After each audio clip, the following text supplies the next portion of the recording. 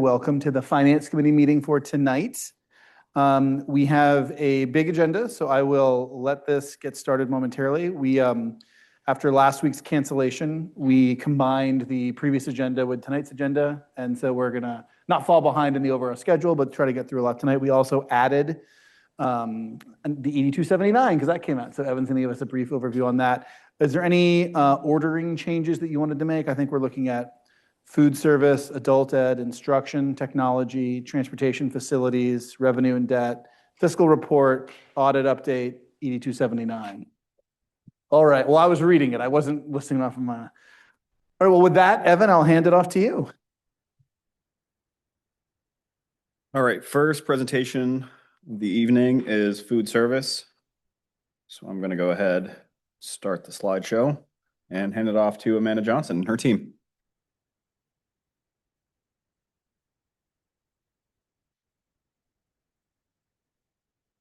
All right, hello again. Here we are. Food Services 2027. Another year we're not going to be asking for any additional funding, so I'm just going to be spending a few minutes explaining why and how we will continue to operate our program. So a little bit about who we are and what we do. We are a team made up of 25 people. Our length of service is from 1 year to 41 years, so we have a lot of tenure, which benefits us tremendously. On average, we serve a little over 1,200 breakfasts a day, almost 1,800 lunches a day. Last year, we served 415,280 meals, and this is just to kind of give you an idea of our reimbursement process. We're up almost 20,000 meals from the prior year so far, and we are on track this year to be up 1% more in breakfast and 3% more on lunch.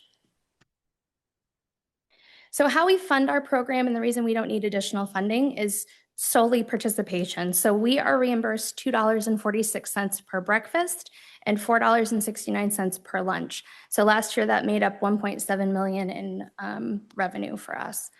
In addition to that, we have a la carte. So our high school and middle school serve a la carte. Last year we sold almost $171,000 in a la carte.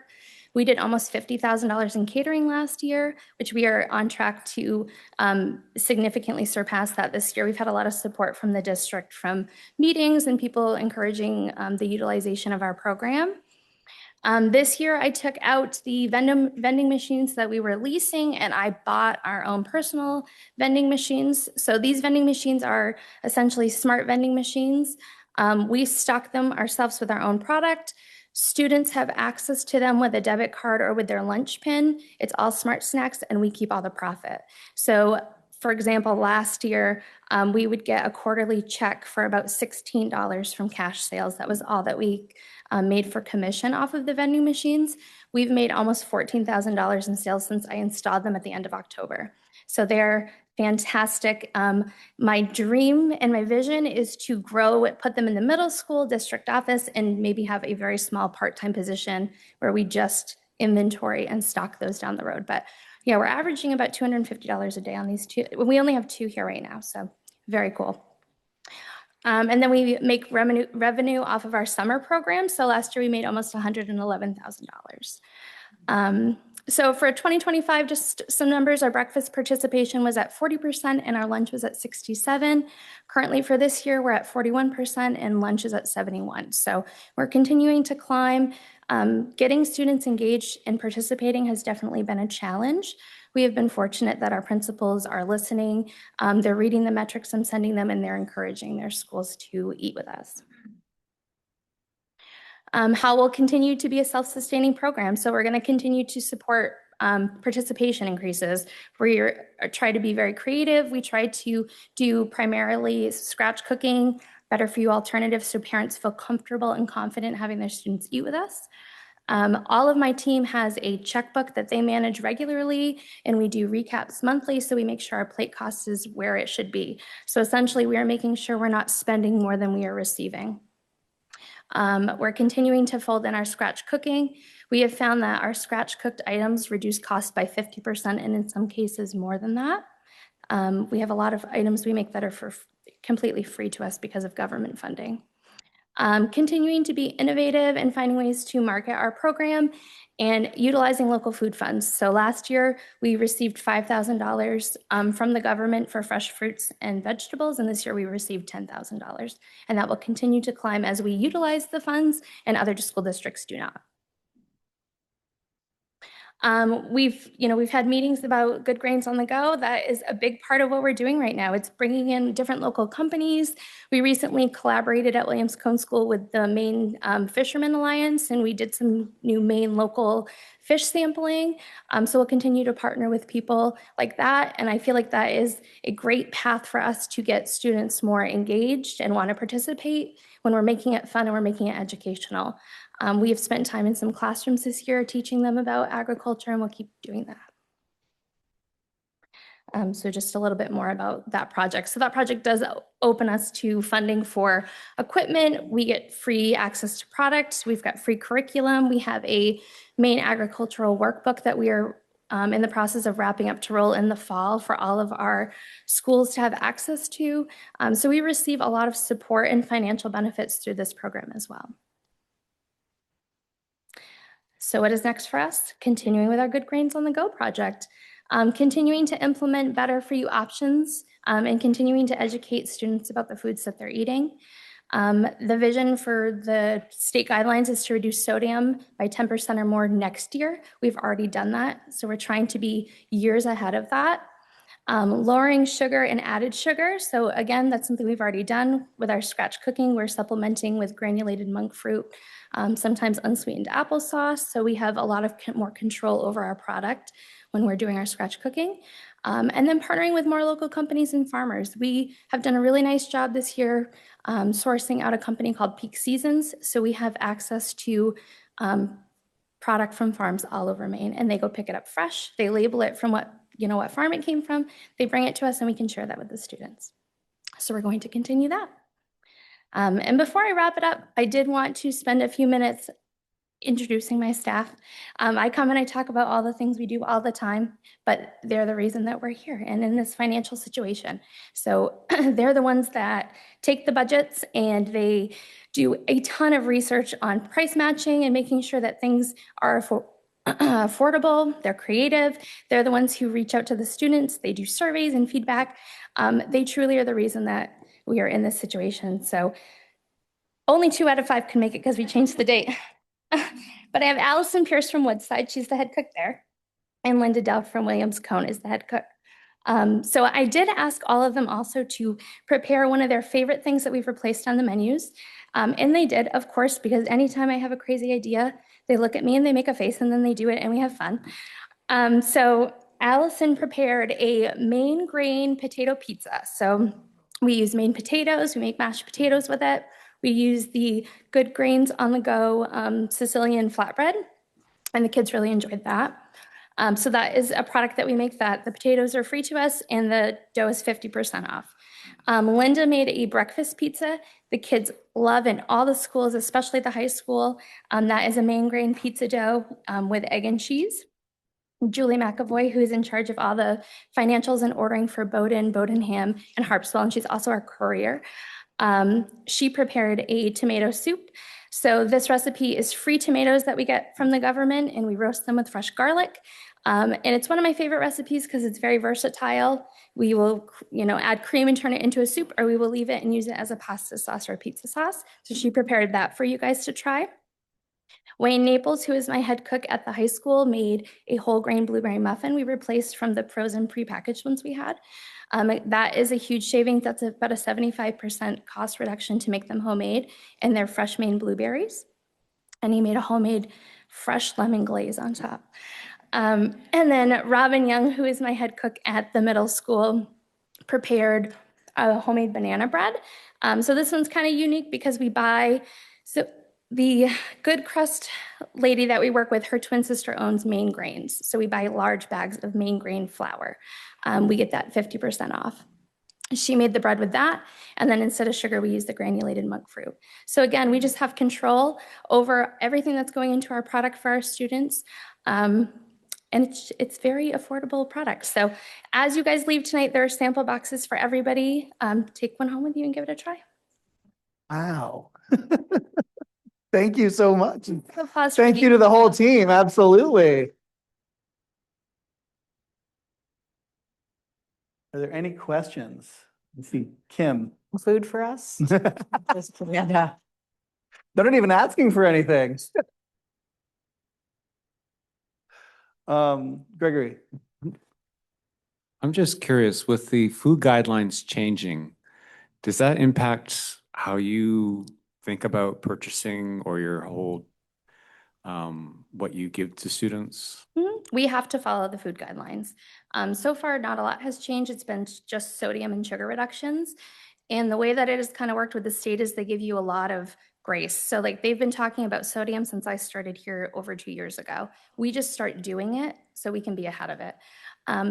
The menu program that I purchased last year is great because it builds recipes for us and it breaks down by carbs and calories and sugar and sodium. So we really have a lot more control than I think a lot of districts have on that because of the scratch cooking and because of the programs we have in place. Wonderful. Well, other than that, I just want to say great work. It's incredible seeing the program. I'm so happy to see those utilization numbers going up. I think that's phenomenal. So thank you, Amanda. Thank you. Have a good night. We'll have a great night now.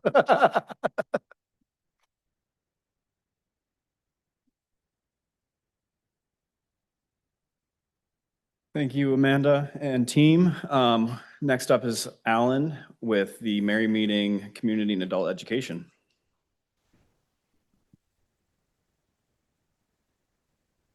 Just use this button right there to go to the next one. Okay. There's like a tiny bit of a delay.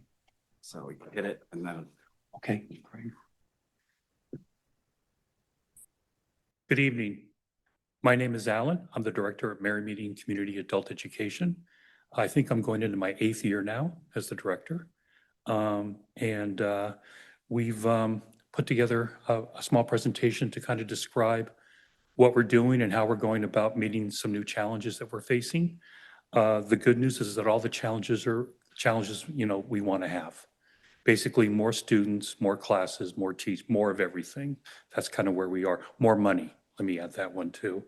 Okay, so the first thing I just want to mention is just to give you an overview of our programming at Mary Meeting. We're basically set up into several large business segments. The first one is the more traditional one that a lot of us know when we think about adult education in Maine. It's our academic programming. It includes high school completion, which can be done 2 different ways, either through a high school diploma or taking the HiSET test. It used to be the GED, but Maine switched to HiSET several years ago. We also run a college transitions program that we partner with through SMCC at their Brunswick campus. We have a growing English language learning program. We run that program through the University of Maine, Augusta, Brunswick campus as well. And then we do workforce development programming. The largest workforce development program we've run over the years, and it's not just us, it's historically for adult ed in Maine, is Certified Nursing Assistant. That's sort of a long-standing program. I want to say adult ed in Maine has been offering that program for at least 40 to 50 years, probably longer. And then we're planning on applying for a new grant. We're expecting it to come out any day now through the Maine Career Pathways. And we're looking to put together an HVAC job training program that will be run through the Brunswick Landing site. Region 10 Tech is opening a new site there, and we're partnering with Region 10 Tech on that grant for HVAC job training. Okay.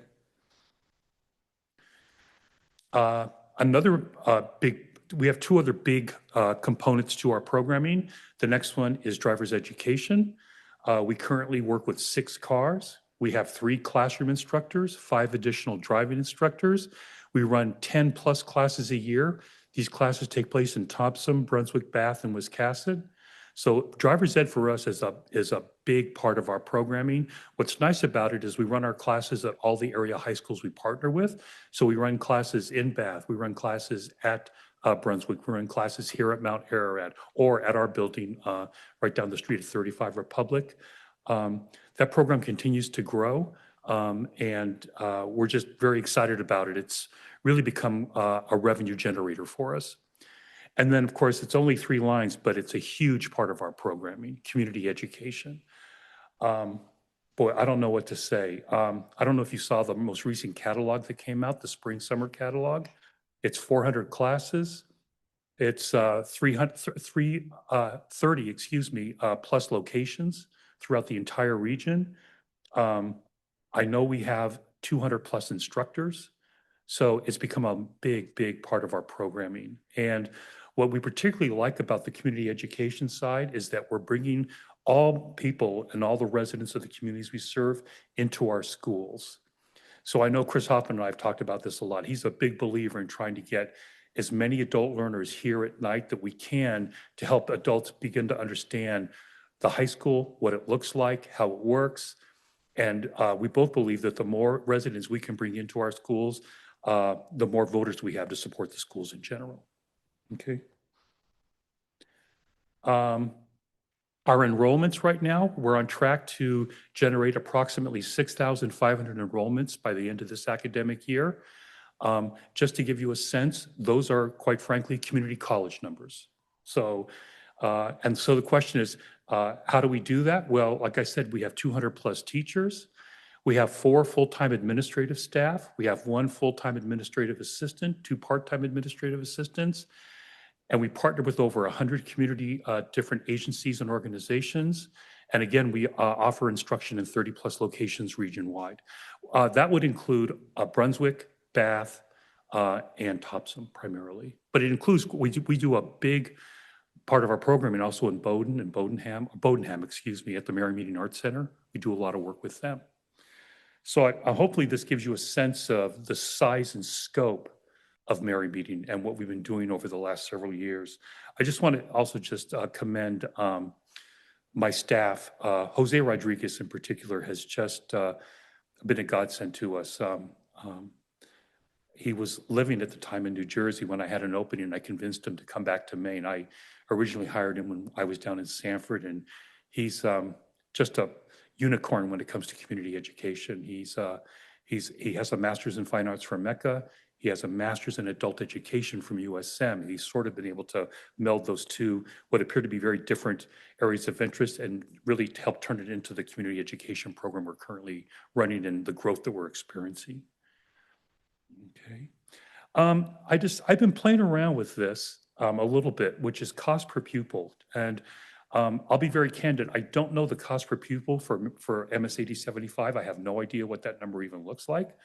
But what I tried to do was just kind of say, okay, well, this is what it is for us, okay?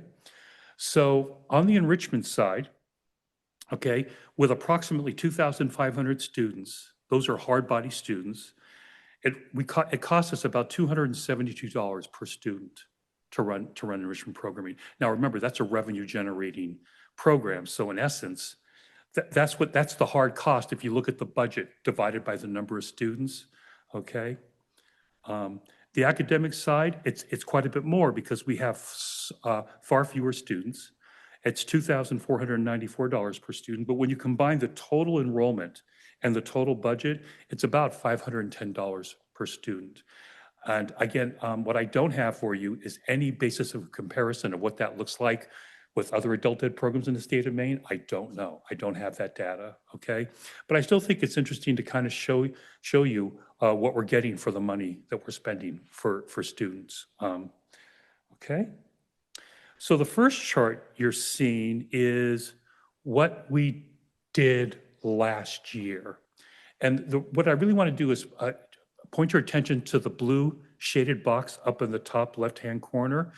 And it shows that we actually asked for less money than the prior budget year, which of course I know the school board loves to hear that kind of stuff.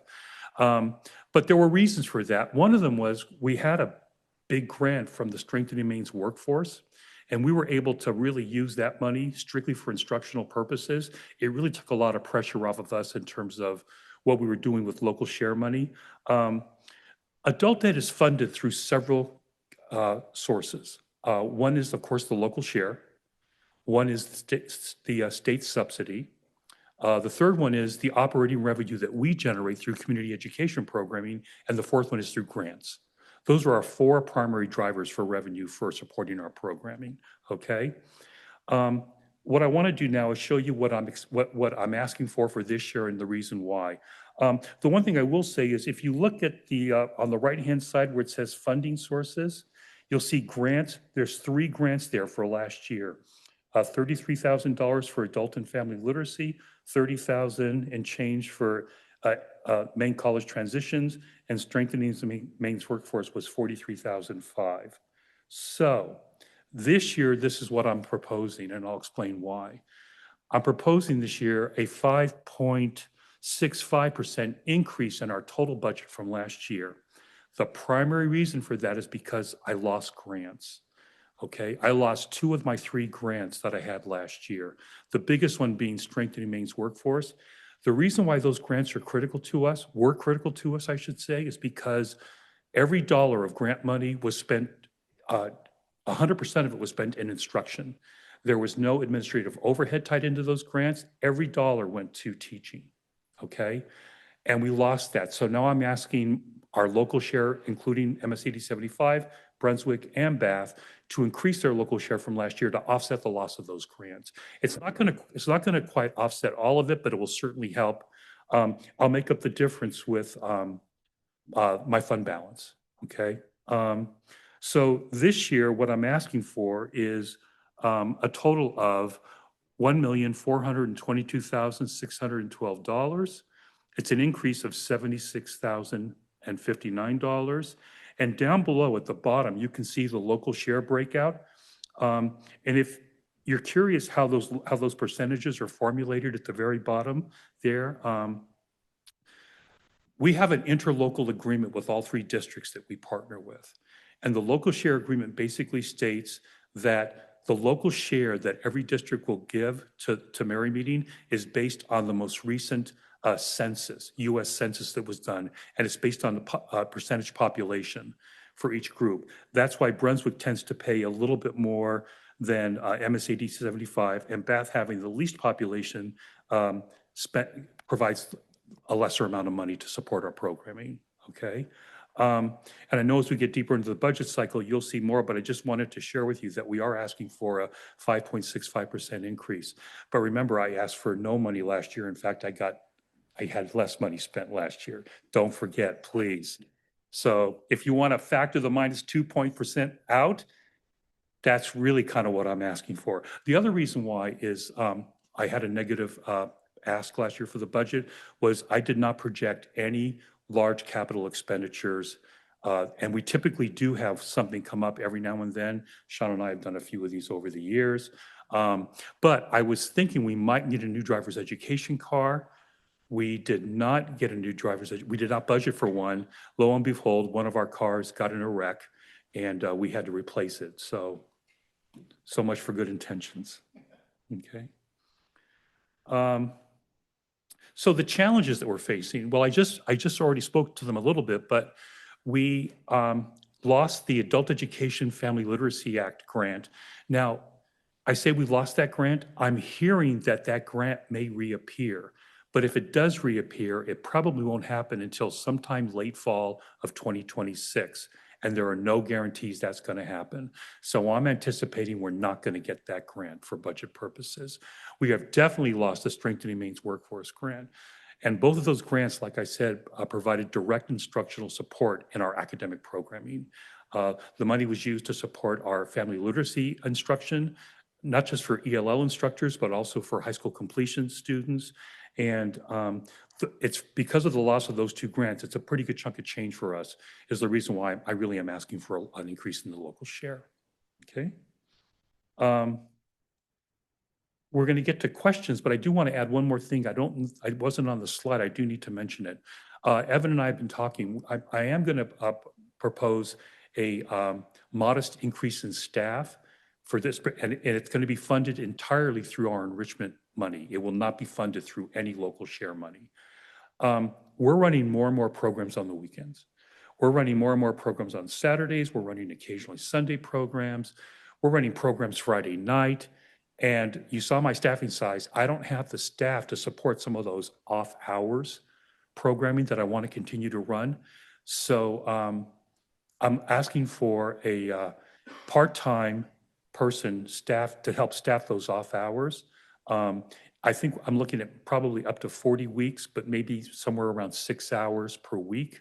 I think the number that I came up with, Evan, you could correct me, I don't have it. I think it was $6,000. Okay, $5,000. Okay, of additional expense in terms of an addition to staff, it would be a part-time, non-contract person at an hourly rate, paid entirely out of our enrichment money. So there'd be no impact to the local share whatsoever. Okay? And with that, I'll take questions if anybody has any. Just before I go to the committee, I'll just lead off by saying, when you talk about that 6% increase, it is total across all three districts, about $30,000 and only about $10,000 increase to us. So I just want to say 6% sounds like a big number, and I think it's a percentage you might hear a lot of this season, but what you're talking about with your budget, you're talking about a $10,000 increase to our district. It's absorbed by all three districts, Yeah. correct? So I just want to say, it's a bargain, let me put it like that. Any questions, Jessica? I was just curious about the Strengthening Maine's Workforce Grant. Did that just expire or? It expired December 31st of 2025, and it's not going to be renewed. I find it so helpful as a remediation for me personally to understand how the interlocal agreements work and all of that. If I understand it right, Alan, there are communities that are served by the program but that aren't necessarily in the three school districts, right? Like Wiscasset gets mentioned. How do other municipalities contribute, or does that get covered by like participants self-pay? Does my question make sense? It does. A half-baked. No, it's actually a good question. Okay, so there was a time where we were in a formal agreement with Wiscasset to provide services for them on the academic side, but we no longer offer those services. They're now partnering with Booth Bay Harbor Adult Ed to get academic services, which actually helps us, doesn't hurt us. However, as part of that agreement, we still have full access for all community education things. So we're continuing to offer driver's ed in Wiscasset, but that's a self-funded program. Got it. So we're actually making money on that arrangement. Yep. Okay. The other thing is we do some correction education at Two Bridges Jail. And we have an arrangement with the counties of both Sagadahoc and Lincoln, where they pay 2/3 of our total instructional cost to cover what we do with the jails. So Mary Meeting is paying for 1/3 of the total operating costs at the correction facility, and the counties are paying the other third. Great. And so it sounds like Wiscasset is the only community that's situated like that. Correct. Does that make sense? Yeah. Yes, There's it another does. municipality in the mix. Right. We serve a total of 10 communities. Great. Thank you. Anybody else? Okay, thank you. Thank you so much. And as I was saying to you off mic earlier, a friend of mine was raving about the course that she took with you guys just yesterday. So great work as always.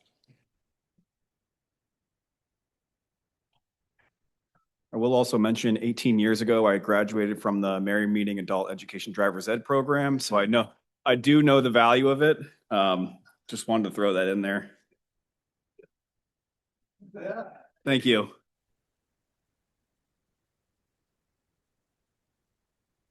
Cue it up.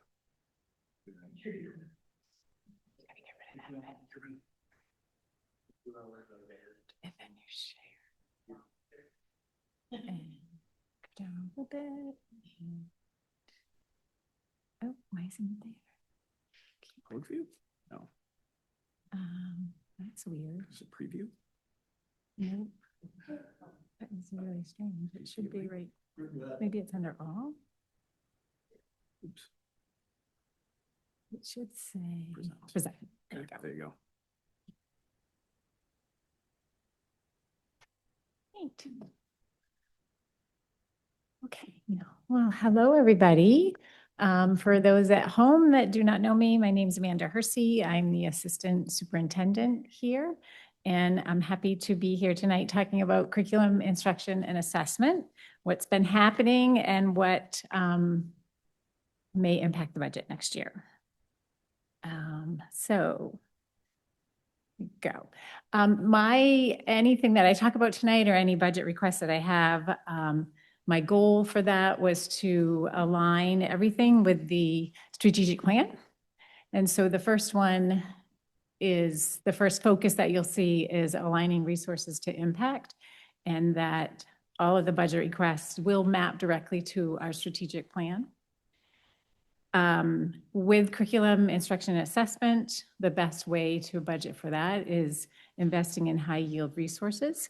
And so we'll talk a little bit tonight about some of those evidence-based tools and how we're going to accelerate student growth with that. And then last but not least, professional development, investing in our teachers and our staff so that we can provide sustained long-term support for teachers so that they're reaching all our learners.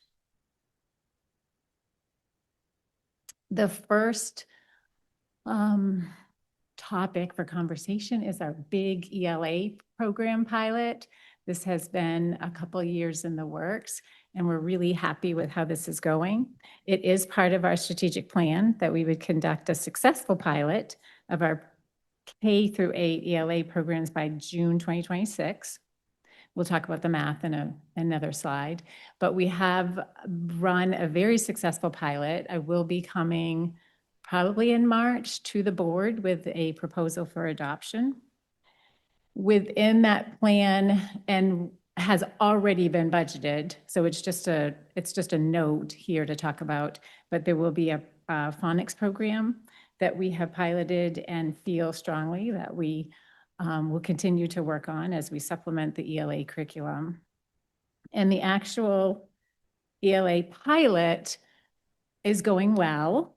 I have some exciting data to show you in a few minutes, but there is an additional $60,000 in the administrator request budget. And this is really for the essential supplies, mostly books, some materials in terms of online resources, but this is about $1,000 per classroom, K-5. And so it seems reasonable per classroom. It does add up to a higher number, but I'm going to show you why this impact is so important. And if you remember last year, there has been money budgeted for the pilot. And so, as I said, it's been a successful pilot, and we're excited to show you this, which is very preliminary data. I'll be coming with some more, but for our winter screening that we just finished, the NWEA assessment, the national average is 50%, that our median student would be at the 50th percentile. And our 5th grade students, who, if you recall, are having all the same pilot through the fish tank program, they have scored at the 65th percentile. So we're way above our national average on that. It should say 15 points, 11. And then this one is so exciting. Oops, I can't quite, is it a click or a tab?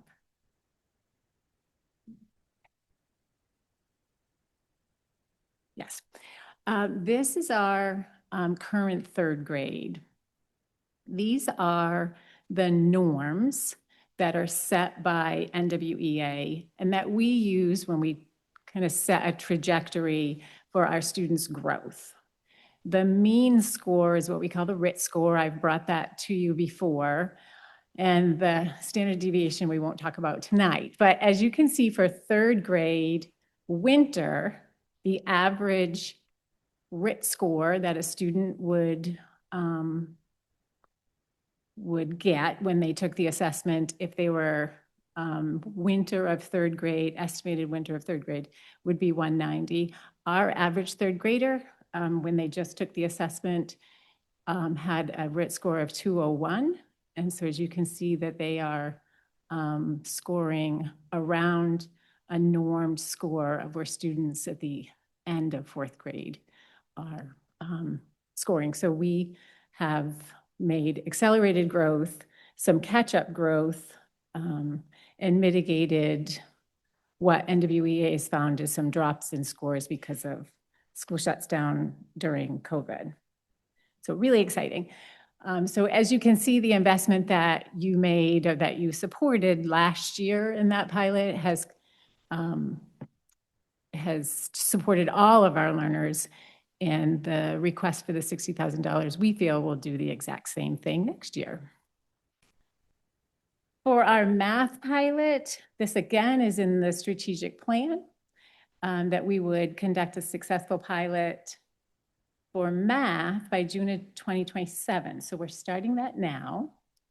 We have had some wonderful meetings with our review team and have been reviewing materials, are pretty close to narrowing that down. So I am seeing that in late spring, we probably will be able to come to the CIA committee and the school board for a pilot approval and have training this summer for our teachers with an implementation in select classrooms next year. We did a full pilot implementation for ELA this year. We will probably have a smaller pilot for math, but we'll certainly talk about that. And for the budget considerations that has already been budgeted, we're really looking at supporting teachers with those materials, professional development, and instructional practices. The last topic for the budget presentation is multi-tiered systems of support. This again is a strategic plan goal that we would implement and sustain multi-tiered systems of support. And basically when we talk about MTSS, we are saying that we're going to have eyes on and a plan for every learner. The budget implication here is that we are working with a team of consultants, 2 consultants that are working, they work with the Department of Ed, but they are also professors at UMF. They have been visiting our schools this year to help us make a plan for restructuring our MTSS framework. We would like to work with them again next year as we actually put that plan into place and revise the plan, potentially pivot when we find that things aren't working. And that estimate is $61,000. We'd also like to add a screener for progress monitoring. Right now, we have an ELA screener. We don't have a math screener. So we would like to add a math screener for $20,000. And then before I leave tonight, I do want to talk about the title grants. The title grants we accept are Title I, Title II, and Title IV, and those are under the umbrella of the ESEA grant. We often talk about the Title I, Title II, Title III. They're under an umbrella. And when we apply for the Title I grants, we are also applying for Title II, Title IV. The Title I grant is, these are all federal government grants. The state is actually they accept the grant and then we accept it from the Maine Department of Ed. So we do not get money directly from the federal government, we get it from the Department of Ed. The Title I grant is meant to support students from low-income families to ensure that they receive the help that they may need to mitigate any factors. And we use this primarily for staff, salary and benefits for staff. And we get, I can't see that number, but because, thank you, my Zoom screen is in the way. There we are, 528,000-ish, 529,000. The Title II grant is for supporting effective instruction or professional development. We received 132,000. We can transfer Title II money into our Title I budget if we need it. We often do need it to pay for salary and benefits. And then Title IV grant is for student support and enrichment. It's a flexible funding that you can use in a number of ways to bring a well-rounded education. We receive 51,000. We transfer almost all of that into the Title I budget to support staff payment and salaries.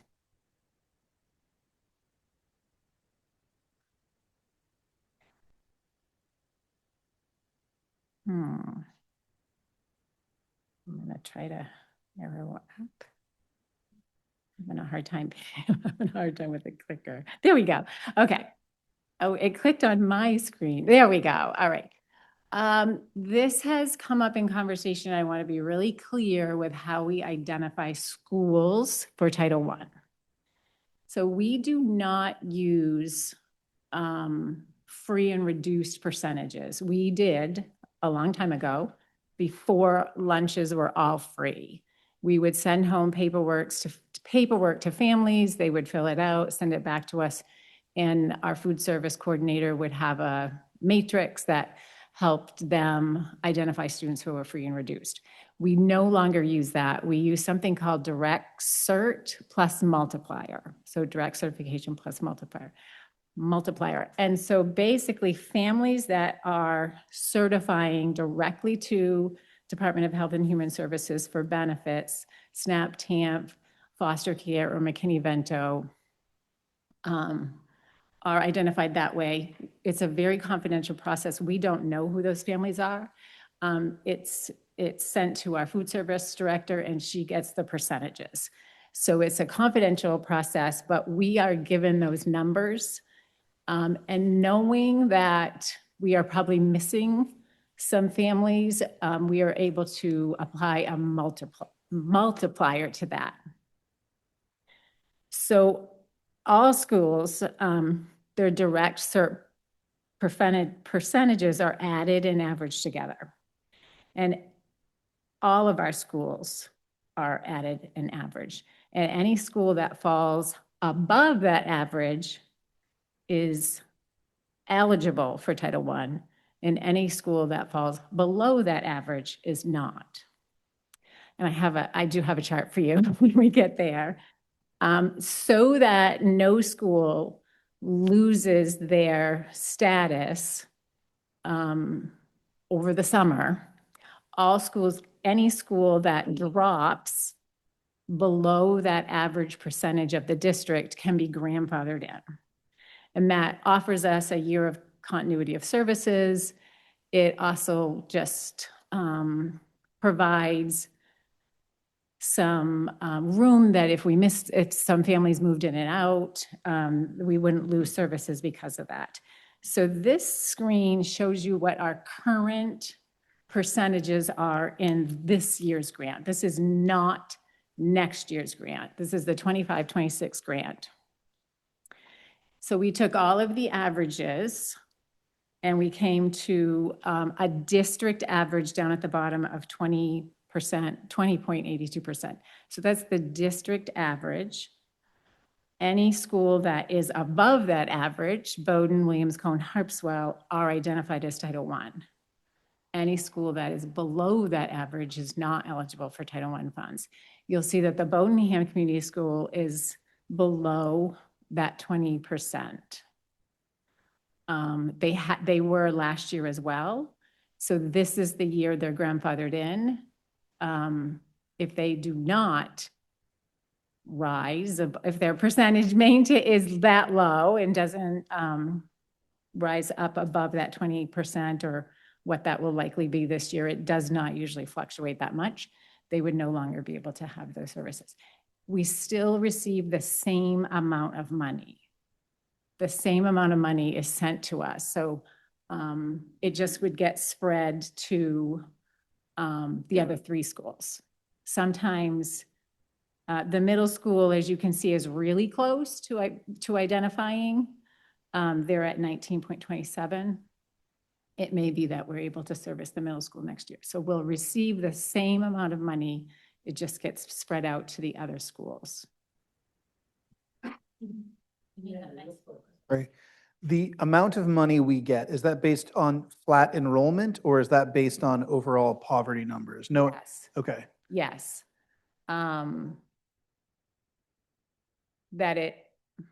Is it, well, so it's an either or. So is it just enrollment numbers like the ED 279, or is it, oh, this district has a 20.82% average poverty and that means you get this much money? Yes, So that's so it's poverty. So a poorer district with a higher average would get more money. correct. Great, Yeah. thank you. And the size of the district. So I do want to talk about supplement, not supplant. It's a very important part of the grant. that when we are budgeting for that money to be spent, that Title I is supplemental. And that is that they are extra funds, and they must supplement the education that is equal for all of our students. So we cannot use it to pay for things that we paid for locally last year, such as, we need a budget cut, let's move that teacher's salary into the grant. We can't pay for things that non-Title I schools get. So for example, every one of our schools has an RTI-A and an RTI-B in it.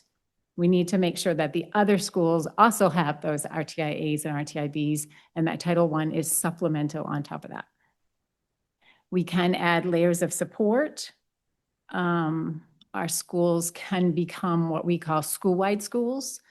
Harpswell and Bowdoin are school-wide schools, and that means that we can spread that money through the school and however we feel like we need to staff it. And we can purchase additional materials for intervention services. So I have a visual for us that is part of every training that we have every year for grant budgeting and grant usage. So we'll think about the ice cream, the scoops of ice cream as our core program that is paid for out of the local funds. And the next bowl of ice cream has Title I funds on top of it. It's supplemental. We still have the ice cream scoops, and we add Title I money on top of that. We cannot have a bowl of just whipped cream. Yes, I know. That would be awesome. I didn't bring any. I know. Amanda. Yes. So questions about any or all of that? I'm interested in the behind the scenes, Amanda, with the literacy doing really well. And I'm interested, like, I read the paper and national news, and it seems like the boys are having trouble with literacy. And I wonder, when you go into the data, like you have the 202, do you have a good sense of, like, by gender, if the boys are keeping up with the girls, and if not, what do people do? We can do that. It's a great question. So our new program, our new data dashboard, the analytic view dashboard, can do that. The winter data is not in there yet, but before I come to the board for potential proposal for adoption, I'll make sure that I bring that. It's a great question. And because of our new dashboard, we can do that. NWEA doesn't do that for us. I'd have to go in and like map every boy and girl, but our new dashboard will do that. So I'll make sure I bring that with me. Jessica. So I'm seeing 60K ELA materials, 61 continue with UMF professors, 20K add a math screener. Is that, did I miss something? Those are new administrator budget requests. The other things that I noted have already been put into the maintenance of effort budget. Yes. Okay, great. So that's like 141. Thanks.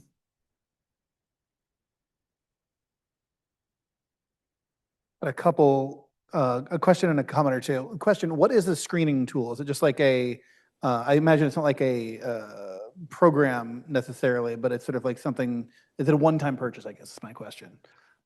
It's not a one-time Okay. purchase. We'd have to purchase, it's a subscription. So it is a subscription. We'd Okay. have to purchase it every year. That'd be a 20,000 sort of rolling. Great, Mhm. thank you. Mhm. And so my comment was, I just wanted to really say thank you for your Title I discussion. Unsurprisingly, I've heard a couple Title I comments because Bodenham, no longer qualifies. Yeah. And we don't expect it to at this point. I mean, who knows what the summer will bring, but there's no reason to expect that will change. And it's really helpful to see you lay it out the way you did here, and I hope people at home are able to watch as well.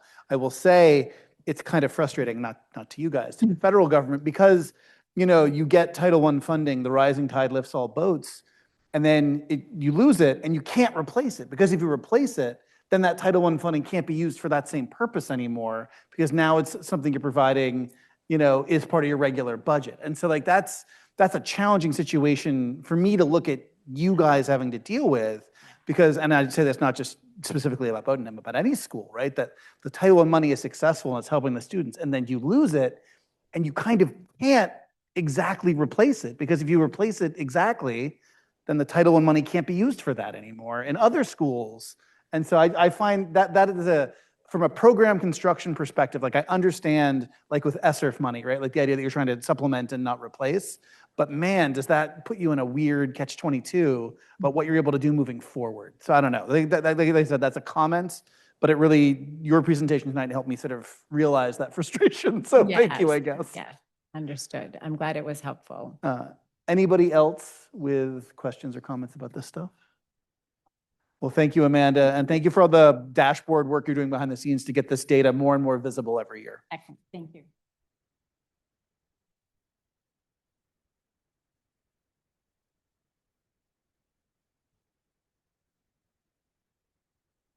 You do it. Keep right there.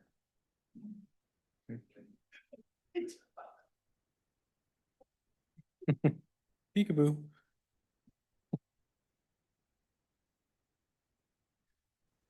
Good evening.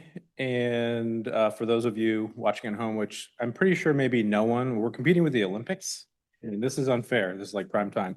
But for the recording, my name is Nicholas Riggi. I'm the technology director here. And I think last year we had a little animation. I can say that's Hannah Weddle on the right. I'm not sure who's on the left. I'm not committing to that being me, but somebody in the technology department perhaps. I think I know we have a full lineup tonight. I have actually a pretty boring presentation, I'll say. Boring only because I think technology in the school districts is really meant to be supporting all of the other departments primarily. In particular, teaching and learning, I feel pretty strongly about that. And so all of the good data that Amanda shares, for instance, the technology goes to support.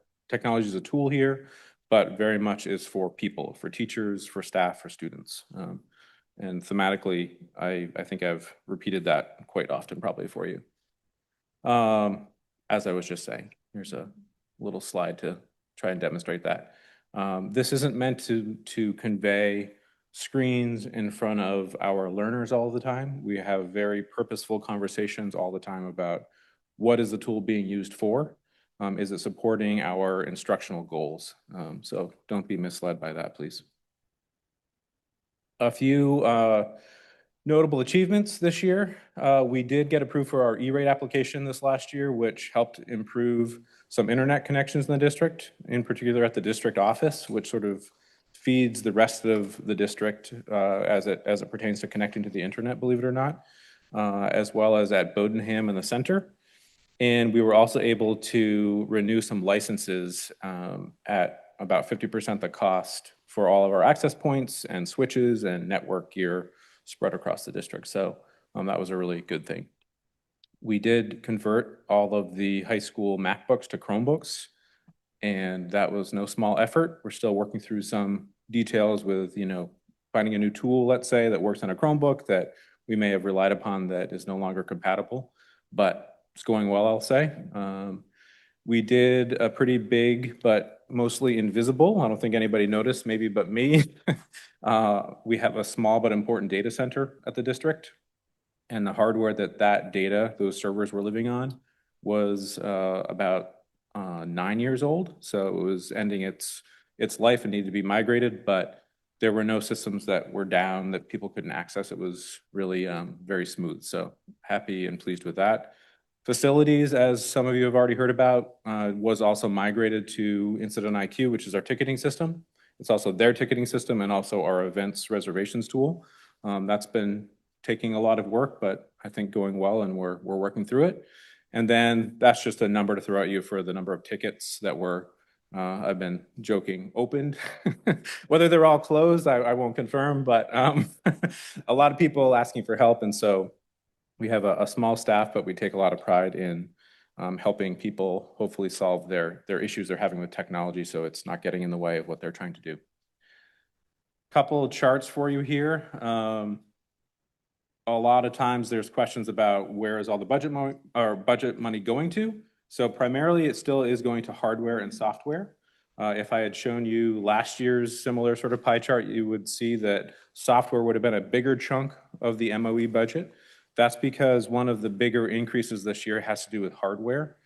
costs in the district. The last 3 or 4 years, there's been some more questions around software. Software costs continue to go up, and this is just another breakdown of software in particular that's coming out of the technology budget and what it's really broken down into. So the bulk of it you'll see is for instructional materials and tools. There's some district operations and some IT operations in there. Few details for the operating budget details that I think you have in your binder, digital or otherwise. So those device replacements I mentioned, staff devices need to be replaced. Heidi has been harassing me as recently as today. Her device is getting old, but it's just, I'm kidding. It's very, very good natured. Her device, like all of the other staff devices, were purchased in 2020. And are just getting to their end of their life. We've been having to replace more batteries and things just aren't working as well. So it's time for those to be replaced, as well as a bunch of student classes, cohorts really of devices. And typically, I'm coming to you each year from an MOE perspective asking for a couple grade levels of devices. Next year's bigger jump, there's the staff that's included. And last time around, worth noting, we didn't pay for the staff devices ourselves locally, I'll say. We had used COVID funds to purchase them. So that's not a cost you've seen in a while in an MOE sense. The student devices, similar. So during COVID, not a great time, but we had to scramble all of a sudden to expand our one-to-one program. And so we ended up having to buy more class sets at that point. So this is what I've been saying is sort of a bumper COVID crop of devices that are also reaching the end of their life. While that number is big in your binders, Evan and I have been discussing ways to bring that down so it seems less of like a roller coaster experience. So we've been looking at some lease purchase options, some financing so that we could spread that cost out over several years, which would be beneficial and also I think helpful just from a cyclical sense of seeing a similar cost that we're putting into the budget to support that one-to-one program. Cybersecurity, I didn't want to leave out. This isn't a bigger cost per se that we're really asking for money, but it just remains a focus of a lot of the work in the department. School districts, employees, students do remain, I would say, more of a target than they have been in the past. So we want to work on training in particular and implementing some more two-factor sort of authentication safeguards to protect all of the data that is, sort of under attack, if you will. And the last one, software costs are still going up. I think our software ask has gone down a little bit from last year, but the software itself that we're using does continue to go up. It's not as dramatic as has been in the past, but those renewal costs for the tools we're using, they're not getting cheaper. I think our hope is still to perhaps be able to eliminate some. We're starting to look at, I would say, analyzing a little bit more closely the software that we're paying for. Is it being used? Is it being utilized? And compare that to the cost. Are there other tools that we could be using? I mentioned AI last year, I believe, provides some opportunity to do more with one piece of software. Then let's consolidate, let's eliminate some software that may have run its course. Maybe it was helpful 3-4 years ago, but isn't really being used and isn't as effective any longer. So we're always revisiting that, I'll say. This was a slide from last year. Rhymes with sheriff. This has to do with tariffs, of course. This is still a thing, as most of you know, is still sort of a thing in the world. This is affecting prices and those hardware costs. We mostly escaped having to pay any tariff surcharges last year for the Chromebooks that we had to buy. I'm not sure we'll be so lucky this time. Fingers crossed. Hopefully everybody can do that for us as well, but that's an issue. And the other one that I didn't make a slide about that you may have heard about, there are some chip shortages related to AI right now, and that is also affecting the hardware market for consumer electronics, if you will, which includes many of our devices. So those are just some challenges, some headwinds, if you will. Those are some more details on the devices. Those are mostly elementary devices that we need to replace. And the staff ones. phone system. Evan spoke to this more recently, I believe, in terms of the new requests. There is an amount on there that has to do with our phone system needing to be upgraded, in particular the handsets. So there's a smaller cost built into the new request, and we're sort of repurposing money that exists in the current budget to mitigate some of the increase from, there's a maintenance contract that we can not pay for anymore, but put into the upgrade itself. AI, last year we spent about $20,000 on AI. There isn't a request, I think, for 10,000 more, for 5, maybe it's 5. I think $30,000 is my best estimate as to how much we're really paying purposefully towards AI. There are certainly some tools that are adding it into their platform. Canva, for instance, which helped me make this, and I think Amanda, her slide deck has some AI built into it, like many of you are experiencing in tools you're familiar with. The increase is really for some more Gemini licensing for our administrators to benefit from AI that's built in natively to the Google tools that we're using right now. So we had a few trial licenses that we use, and I think it's something that more people are interested in leveraging and benefiting from in a safer sandbox of our Google domain. And questions, if you have any. Could you remind me, I know you said staff devices are going to get replaced. Are they going to get replaced with Chromebooks or MacBooks? Great question. And the reason? I think that it's a good question that we've been talking about internally to some extent, trying to explore, what would be the most cost-effective route. MacBooks are familiar, and there's a lot of value in there's a cost of change, I guess, what I'll say. So I think that's sort of going up against the total cost of going like in a Chromebook direction.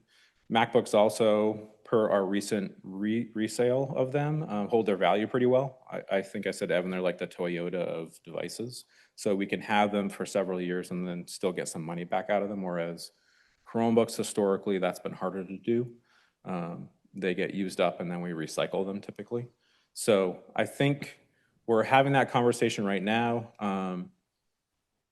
MacBooks through MLTI, which we can leverage for staff. We do get 0% financing, and that's one cost that's also very appealing. It's hard to get 0% financing for Chromebooks. We're working on it right now, or I am with Evan, but we haven't made a decision is what I'd say. Looks like that's it. I was just going to say, again, for anyone listening, talking about using Gemini is a good example of that, sort of like trying to consolidate tools you were talking about. So we're paying for Google, obviously, for every staff member, board member, student. Gemini as an add-on is cheaper than using a totally different AI platform. You're not creating new accounts, new management, new whatever. So I appreciate you, even with the work you're doing now, focusing on leveraging tools we have, even if there's add-ons, as opposed to just grab bagging new tool. I mean, we should be experimenting, of course, but like that's smart focus, I guess. So thank you. Yeah, I'd also say that I'm proud of Amanda in that I think oftentimes teachers are looking for new tools and new ways of doing things. And Amanda, I think, has been really good about reminding people of the AI platforms that we did purchase and, hey, like, why don't you take a look at that first? So I think that over time, as people become more comfortable with the AI tools that we have, I think more of that will be happening. I think they'll find that, wow, I didn't know I could do that here. I thought I had to go to this very specialized tool to do that activity. So great. Yeah. Thank you. Anyone? Well, thank you, Nick, and thank you to the team. Thank you.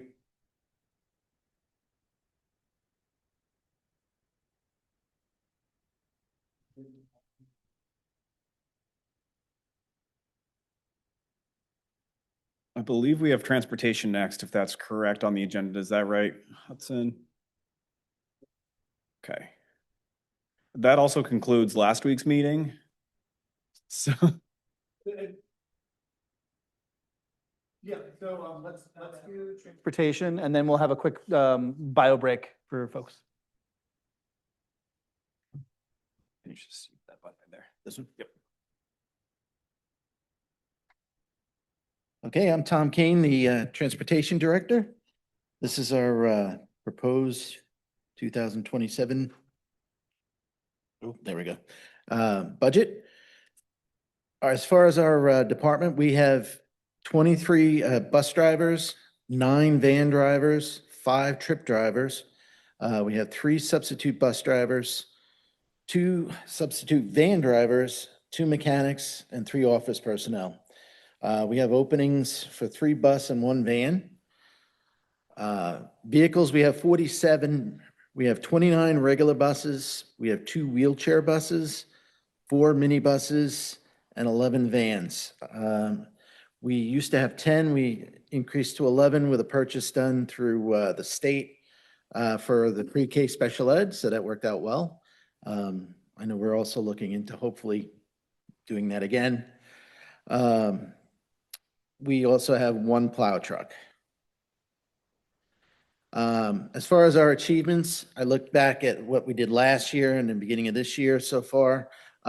We did not have to cancel any bus runs last year. We successfully transported all the students from the middle school to the high school during an evacuation last year. We did that in 25 minutes. We collaborated with the food service to get lunches to the students for the middle school over there on a bus. This way, they still get their lunches. Since January 2025, we've trained 2 van drivers to become bus drivers, so that's helped on our losses there.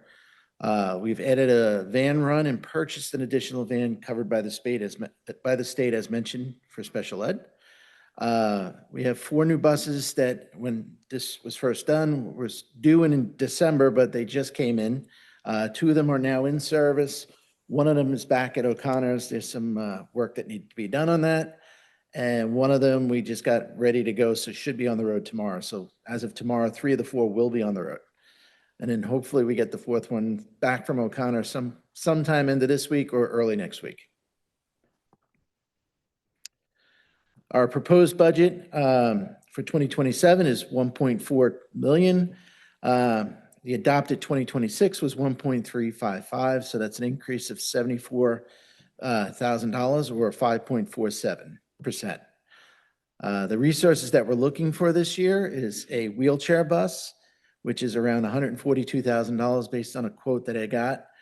2 minibuses, they're about $100,000 each, and 2 vans. Now, hopefully, if we can get one of the vans to be purchased through the state, that would reduce that, but we don't have an answer on that at this time. Notable line increases and decreases. Summer drivers will increase by $30,000. This falls in line with what we've spent for the last 2 years for all the summer programs, such as any of the regular programs and anything special that's added in. They've been pretty consistent. If anything changes, obviously, then we wouldn't have to spend that money. Equipment capitalized decrease of $3,000. We're asking simply right now just to have a ventilation system put in the garage. Currently, we don't have one there. Our investments, purchase of the 1 new handicap bus, 2 minibuses, 2 vans, estimated total cost $435,000 over 5 years. Install the exhaust fan for garage, estimated cost of $5,000. And the initiatives, this round of bus purchasing will remove the last of our diesel buses that we use daily. We would only have 2 buses in the fleet and they'd both be spares. So they would be our last option, so they wouldn't be used very often. As far as staffing, we're currently short on a sub bus driver and 1 regular bus driver. We lost 1 to the town.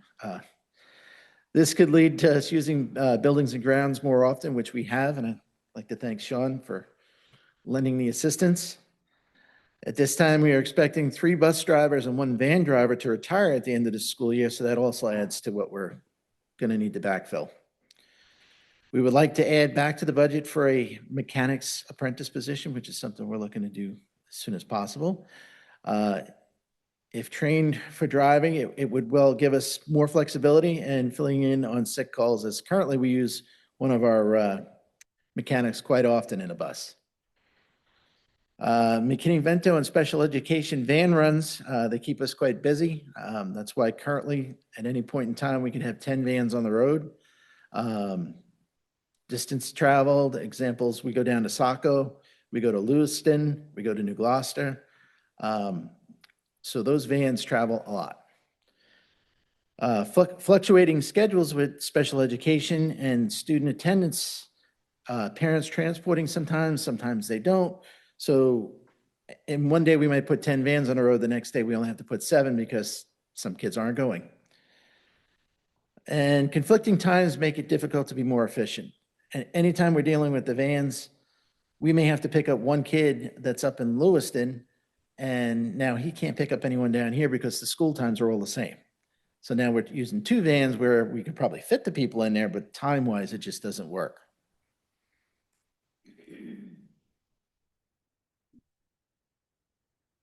It didn't. Yeah, it froze. Anybody get that?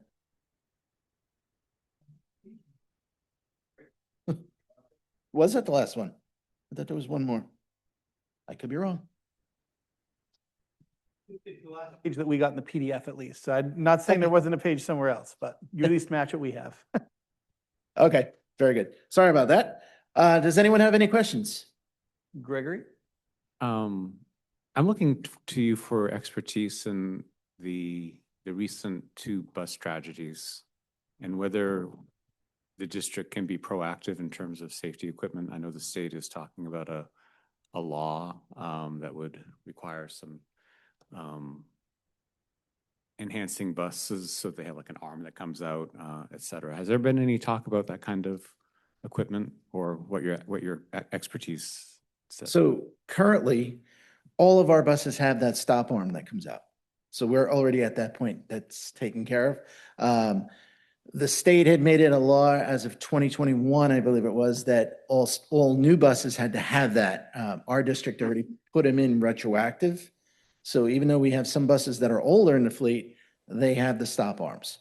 So we're already in that position. The 4 new buses that came in this year now have a new safety device where there's sensors in the door that if something is in between the doors, so like if someone gets caught in it, it turns a red light on and starts beeping to the driver. So that helps that the driver knows that somebody's stuck in that door. And then the third thing that's also on those new buses is there's a front camera. So you make your stop to pick up children, this camera comes on and it's in the mirror that they can look at to see what's behind them for students. So they look up, they can see what's in front of their bus. It's set so that as soon as they reach 7 miles an hour, that camera shuts off and it's back to being a regular mirror just to see what's behind them. So going forward, that's what's going to be on our buses. That's now standard. And I think that's definitely the right way to go. And I know one of the things Governor Mills has talked about is potentially giving schools funding to help put in those door sensors. So we'll see, obviously, there's no guarantee, but that's definitely something that's possible and would be, I think, welcome by every district in the state. Jessica? Diesel buses.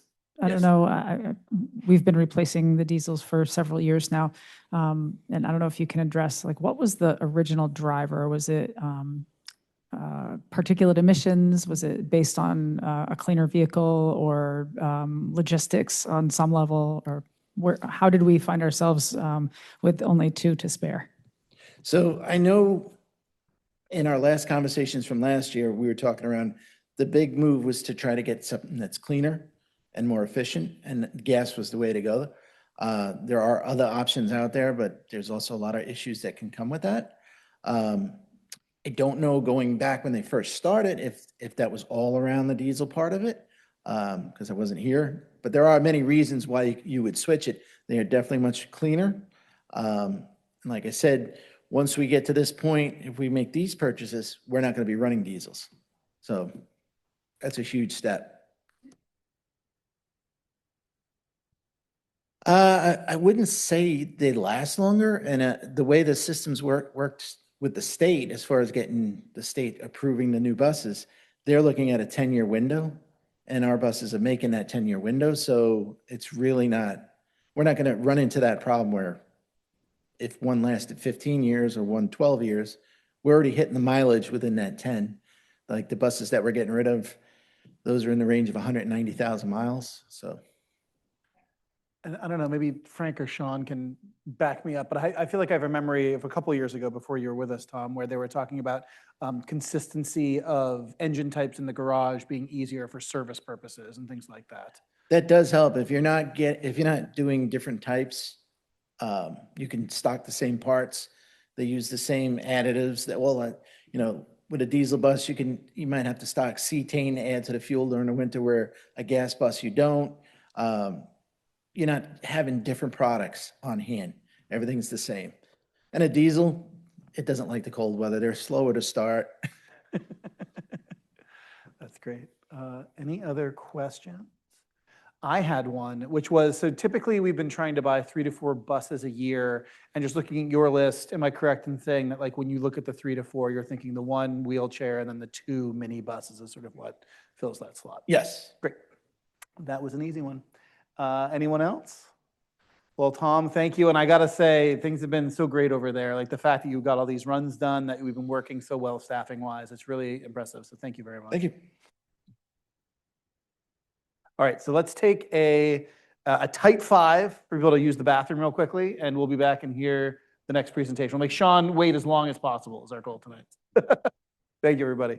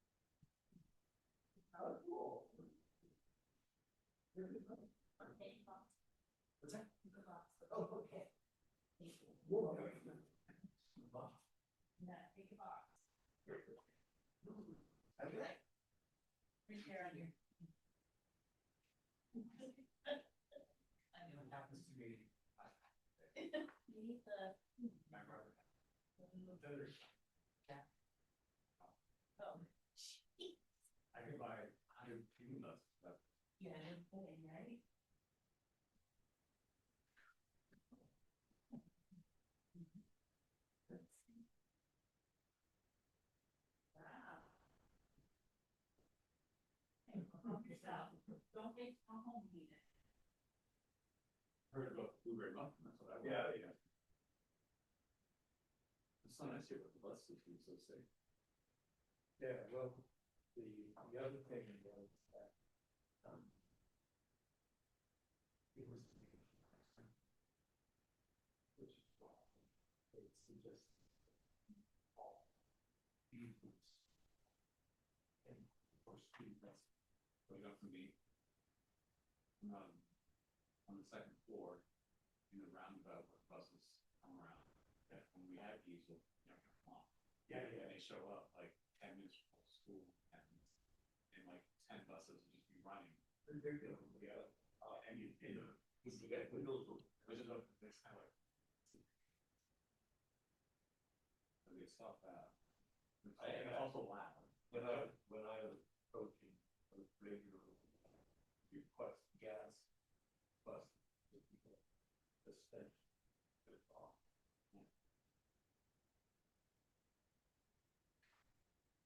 I like plenty of plays.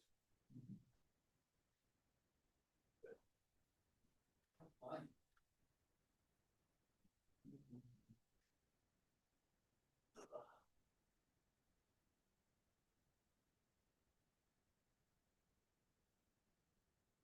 I know that the ripple effects of that long prep, like the meeting tonight. wow. Yeah, that makes me wish there was a chance to be so easy. People. Yeah. Matt, I agree.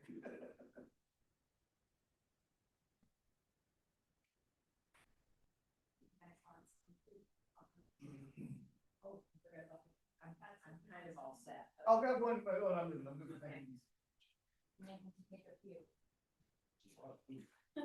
Oh no. That's such a bummer.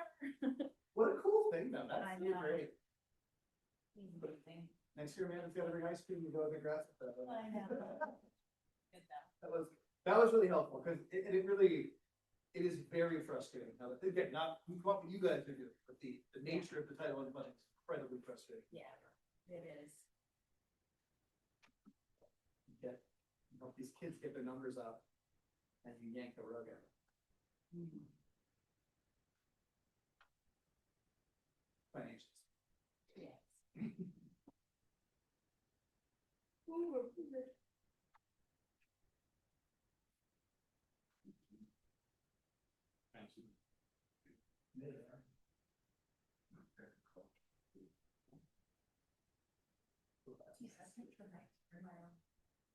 Bring it out. It's my move too.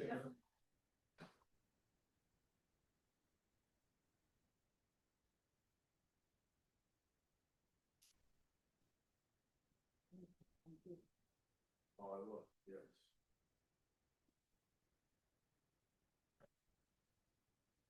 Go for it. I want everything. Oh, there's one little one over there. Yeah. Save the breath. Pretty good. Yeah, that was. Have to share.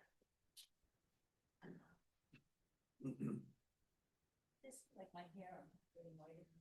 Kim. Caitlin, fifth or fourth? I'm just. Fourth going on 18. Trust me, yeah. She an Astrid, I'm sure. He's thought that.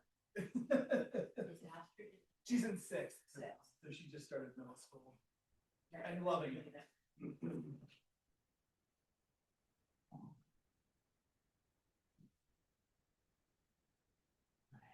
Alrighty, we are back. Thank you all. Sean, take us away. All right. Good evening, everyone. Sean Johansson, Director of Facilities here. And we'll jump right into it. So, facilities operations, MSAD 75 Facilities Department takes pride in working to create a safe and healthy atmosphere to foster learning and community activities.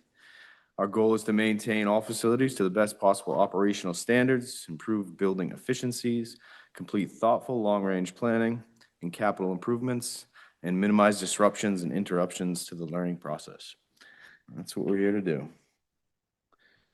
Let's see. So, overview of my presentation, I'm going to go over some key achievements, current year performance.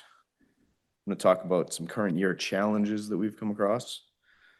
I'm going to review some operating budgets as far as noteworthy increases you folks might see in your packet. And I'm going to briefly go over capital improvements, capital investments, and then I'm going to talk about some new requests, which you'll see in the administrator's new request budget. So, can I move this thing here? Okay. Okay. So some key achievements.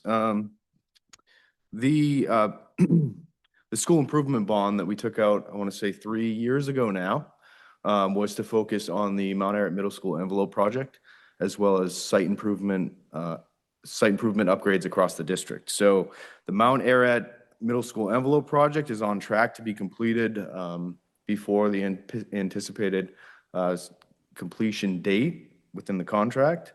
And that project is going well and within budget. So that's been a successful project. We've had to keep on our contractors to get the work done, and we're working through a final punch list right now and making sure that that project is completed up to district standards. So I hope to see that completed within the next couple months and closed out. Site work improvements, we've done a fair amount of paving across the district over the past couple of years. And we are currently working with Harriman on a design and bid package for site improvements at Woodside Elementary School.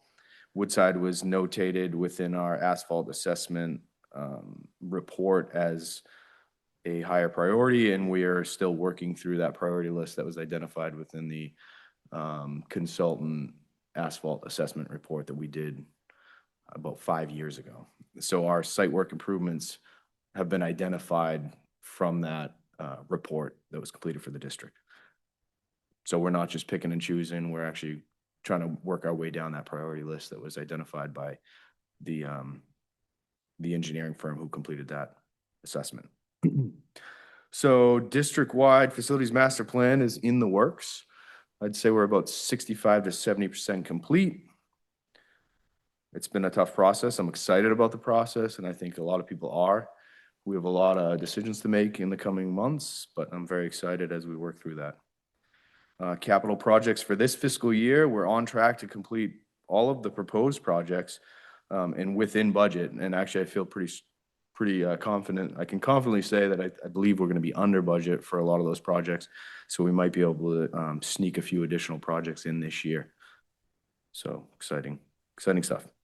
Our solar initiatives that we've been working through this past year is at Bowdoin Central School as well as Harpswell Community School. We're putting solar arrays on both of those rooftops. Designs are complete, the interconnection agreements are signed, and those projects are on track to be completed in 2026. So I'm hoping throughout the summer and next year we'll see those arrays be placed on the rooftops.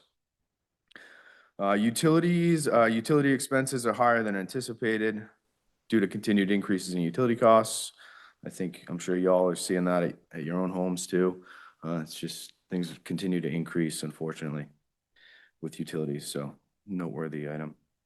Maintenance, we've moved to a new work order system in an effort to integrate facility scheduling, which we have successfully done.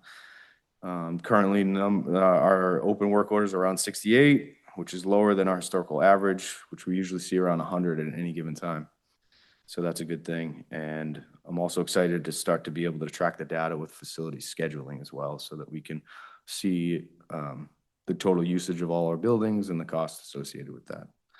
Obviously, we don't have a ton of data from that program yet, but as we work with it over the next year, we'll start to get some good data to look at and report out.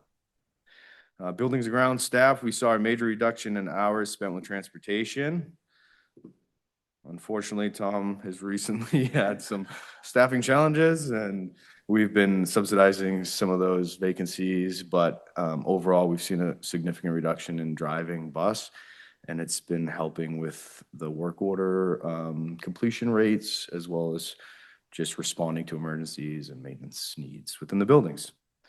Another item worth noting is the Maine Health grants. So it's just fun to say we got some grant money, and we got to do some fun projects like the sunshade awning system at the middle school, which was funded through, I believe it was Maine Health.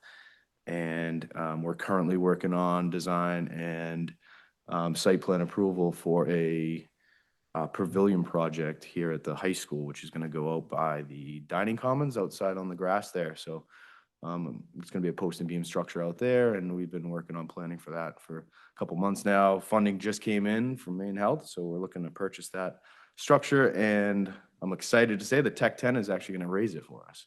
So pretty cool. Yeah. So moving on. Let's see here. Froze up.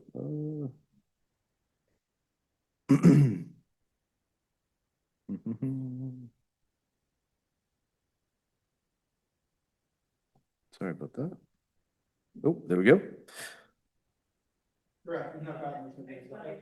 Oh, sorry about that. I was a little late. To share it. Yep. So some current year challenges. So I get some things in my way here, but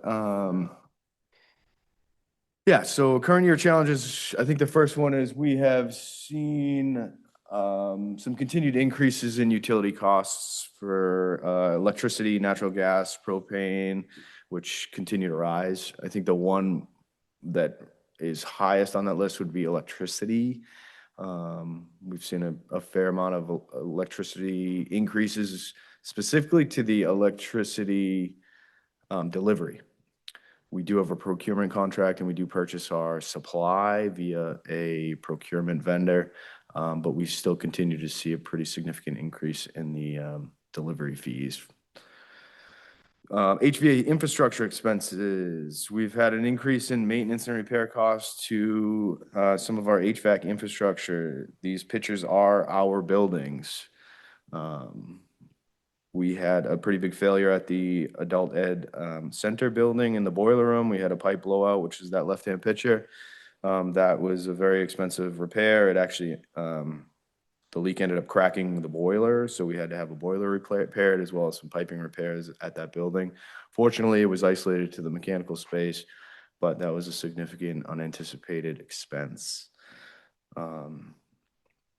I will note that building infrastructure, boilers, radiation, piping, and refrigeration are exclusions from any of our service contracts, and that's standard practice.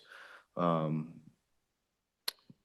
of our service providers, such as Honeywell, Trane, or any of those vendors will cover building infrastructure.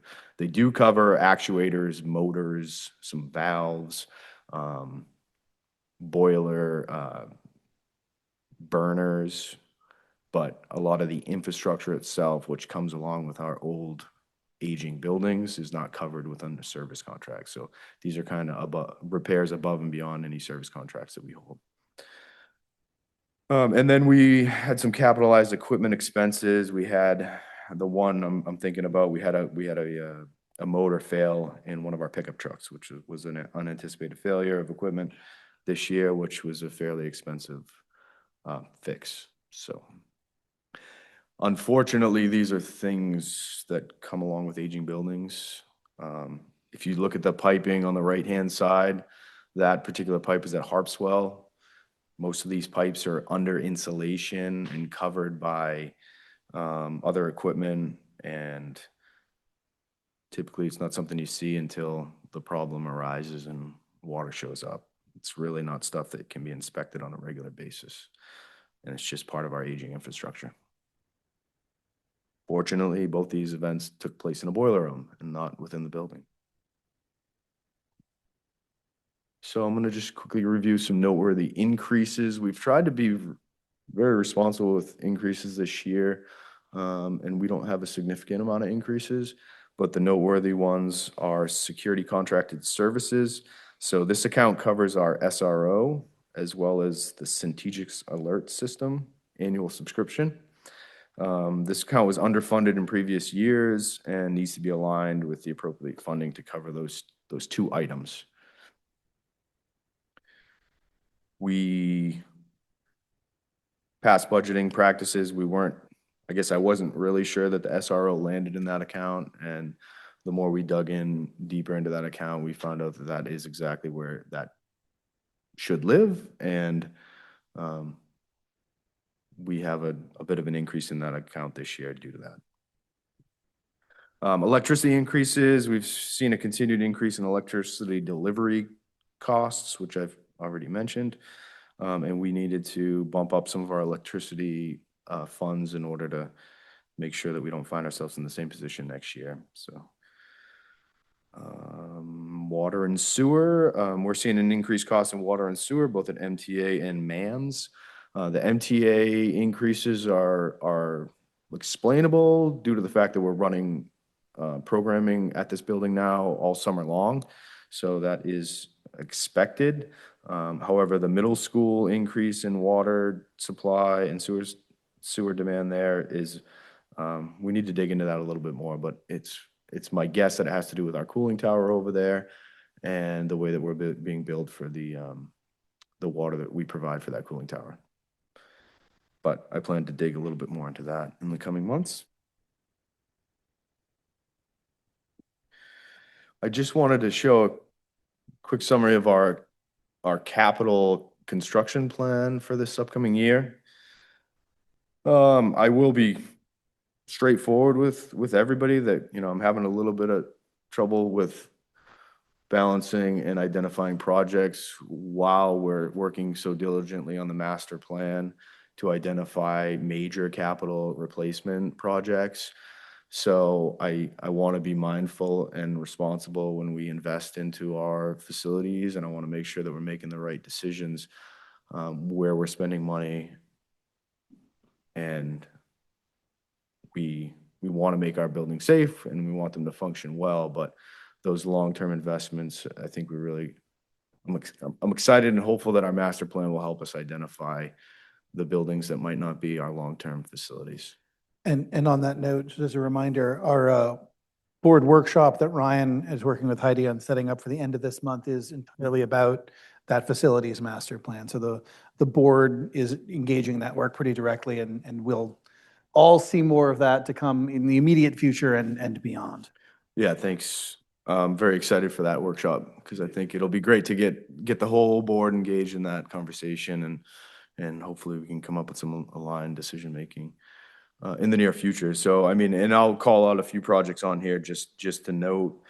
So, you know, let's take Harpswell Elementary School roofing, library addition. You know, if Harpswell is a long-term building, then that's a great investment. If Harpswell is not a long-term building for us, then I think we need to really think about if a $150,000 roof is a good investment at Harpswell.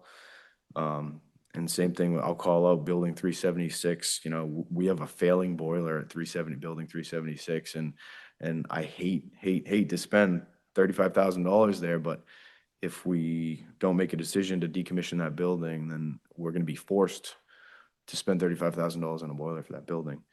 So those are some of the decisions I'm struggling with right now. So I'm really looking forward to coming up with some direction and some goals for us in the near future. The other item worth noting too is the bathroom construction projects at Bowdoin Central School for $100,000. We just saw approval from the state for grant funding for that project. So I'm excited to say that I believe the state is willing to pay $54,000 dollars of that project. So, and then I think we can, and I think Evan's going to go over this later, but then we can finance the remainder of that $100,000 over 5 years, I believe. So that'll be a significant reduction to this budget line. And I do want to notate for you folks that the bottom line of this is $697,000. And our capital budget request is $600,000. So with that said, I'll talk a little bit more about that in my new requests. But I think I consider this a working document, and I think our projects kind of ebb and flow, and we prioritize as we need to. But with the reduction in the Bowdoin Central project, as well as potentially shifting some of these other projects into one of my new requests, we will align our capital projects to meet that $600,000 budget number. So I hope that makes sense. Okay, so our new requests. So within the administrator's new request, you'll see 3 new requests from me as far as facilities go. The big one, the big ticket item is safety and security, and that rolls up into a security contracted services line.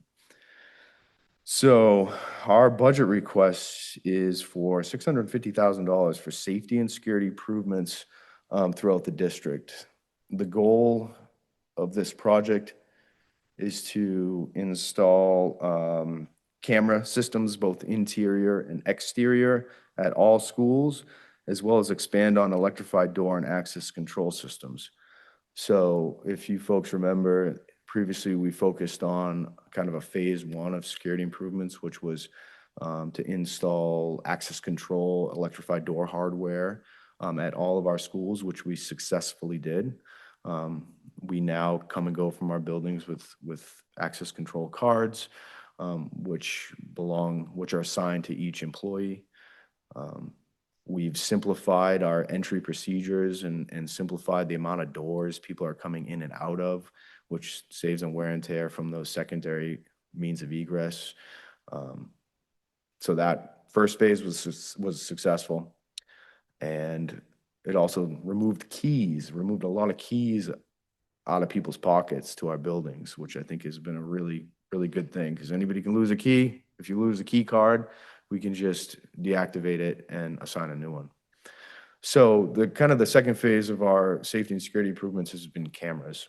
And we've also found some kind of holes in our access control that we might need to add a door here and there, but there's not significant door needs at this time. So it's a big ask, the $650,000. I recognize that. So I wanted to kind of just talk through that a little bit and lay out some additional thoughts for people to take along with them as we work through this budget request. So we have some alternate options. We can obviously reduce the $650,000 and do things through multiple phases. While some alternate options, so I listed a couple below. But I will say, while some alternate options are listed below, our goal is to provide equity regarding building security at all schools. And that may look slightly different at each school. The security improvements for each site may vary based on administrators' identified priorities. So safety is something that's important to all of us, and we want to make sure that we provide equitable safety for all of our sites. But that might not mean 4 cameras at each school. That might mean 3 cameras at each school, or that might mean 3 cameras at one school and an added, access electrified door at another. And I think that's something I'm hopeful that the board and our leadership team allows us to identify with granted funding, if that makes sense. So we could reduce this project by focusing on cameras systems in FY27 and push expansion of access control to FY28. For example, that could be a reduction of $200,000. Or we could focus on exterior camera systems in FY27, interior camera systems in FY28, and expansion of access control. We could push that to FY29.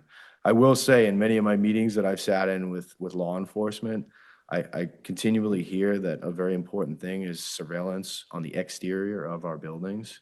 So I want to stress the importance of that, to be able to see who's coming and going, to see our parking lots, to see our exterior doors. In my opinion, that's an important piece of our external security. And I will be clear with everybody, I feel as though currently our buildings are safe. We provide a safe and secure site at all of our buildings. Our added access control has been extremely helpful. This is another layer of safety and security. So I think it's important that we make action on camera systems, but I don't want to discredit how safe our buildings are currently. I will note that a phased approach can be created, provide equitable increased building security at all schools. And a phased approach would increase project costs for future years, obviously, due to inflation and due to the rise of inflation and material costs in the further we go out, right? It's cheaper today than it will be 3 years from now. So my next request is capitalized equipment. We have a failing snowblower tractor at Woodside Elementary School. It's about 30 years old. It's a little diesel machine. It runs, it's done good for us for many years, but we've had to weld it recently, structural welds, and it's really starting to fail. So we got our money's worth out of it, and I'd like to see us purchase a new machine for that site. There's a lot of walkways and a lot of snow blowing that takes place over there. And then my final request in the new admin request budget is a major maintenance account. So I would really like to see us add a major maintenance line within the facilities budget, and I'm requesting $100,000. Some items that currently land within our capital construction budgets aren't necessarily capital construction or capital improvements. They're more major maintenance, such as flooring, for instance. I mean, flooring's hard to justify it being a capital expense. And I would really like to see us start to identify major maintenance and separate that out a little bit. And that will also help us reduce that capital budget, which I showed you earlier, and provides more flexibility for the major maintenance. Because we kind of plop some projects in that capital construction just due to the size of the total cost of the project, not necessarily that it's a capitalized expense, if that makes sense. That would be revolving, right? The idea would be to have that major maintenance account in every year's budget. That would be my goal, yes. Yes, thank you. So lastly, I would just like to highlight our facilities master plan. So I'd like to take a moment just to recognize the work that we're doing on the master plan and the importance of some unified decision-making moving forward. I'm very excited about the potential to modernize our aging facilities to align with current teaching and educational standards, while also ensuring we have a safe place for our students to learn. In the meantime, as I mentioned before, capital planning and maintenance of old facilities is somewhat difficult to ensure responsible investments in our infrastructure. So I will leave you with that. I'm happy to take any questions and thank you for your support. Gregory? I kind of think of like the situations that have happened in the last few years and the exterior cameras, they would operate during the weekends and would be able to record. Because I know we've had like graffiti on buildings. Yeah. And we had those little girls walk off. And so that would have been helpful to have an exterior camera, just kind of know what the details of that were, right? That would cover that kind of Yeah. expansive Absolutely. area. That it would, yes, that's the goal. And so it's recording all the time and Mhm. you can go back. So I think that's a really no-brainer. Yeah, thank you. And actually, along those notes, I was just curious, at an elementary school, what kind of areas would you expect interior cameras to cover? Are we thinking hallways? Like what does an interior camera look like? So ideally, interior cameras would cover egress pathways, emergency exits, main corridors, the main office. And that could be as expansive as you want it to be. Right. But I would say, your main entry interior, your lobbies, your main offices, and at the high school, I mean, if you were to design it like the high school, I mean, every corridor, every exit, Every on the bathroom. inside. At the exterior of every bathroom. Yeah, exactly. Every hallway, every corridor.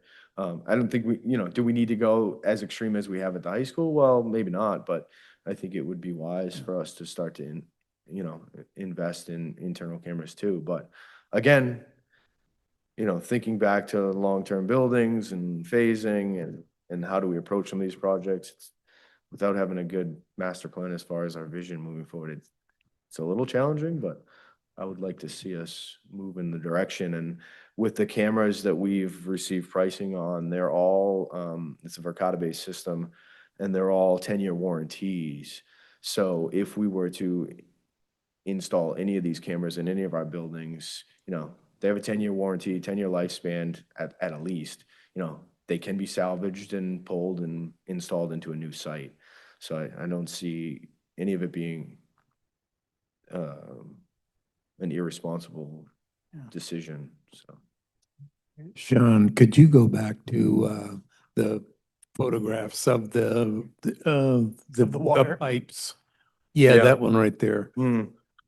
So when you have an incident like this and it's not covered by our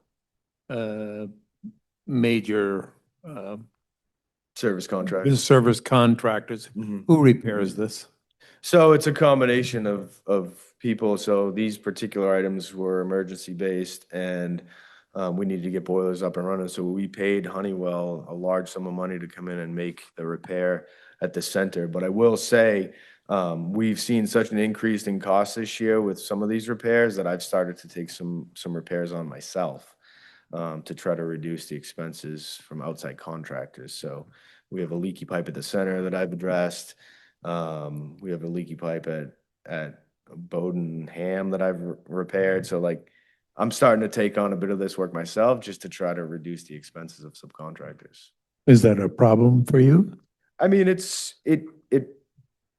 I can be spread pretty thin sometimes, and I think that it's, we don't have, skilled trades trained individuals on the team. So the only person who would fall on it would be me, unfortunately. Do you need somebody?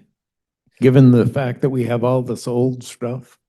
I mean, I do think that someday it would be really good to get somebody on the team that has skill and that has the ability to perform these repairs with minimal oversight. Yeah, absolutely. We've spent probably $100,000 this year on additional above and beyond our service contract with Honeywell. So So it might pay for itself if we had somebody on board. it could, yeah. Okay, thank you. I just wanted to say, I know that we as the finance committee have talked about how we're sort of like all in anticipation of the facilities master plan. And I think we all have a lot of respect for the difficulty you're in trying to think about the things we got to do, but let's not too get ahead of our skis here. So I want to thank you very much for what I'm sure is a lot of stress and deep thought and real consideration as you put this together. But thank you very much, Sean. Yeah, you're welcome. Anyone else? All righty, go home. Thank you, guys. Evan, I think it's your show the rest of the night.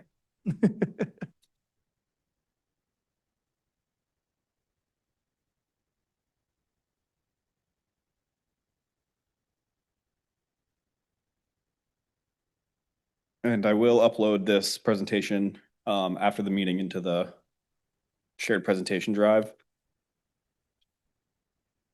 Be able to start filling out some of the department line item documents for the committee as well. Absolutely. I found Mark Conrad's template that he used on Friday. So, Perfect.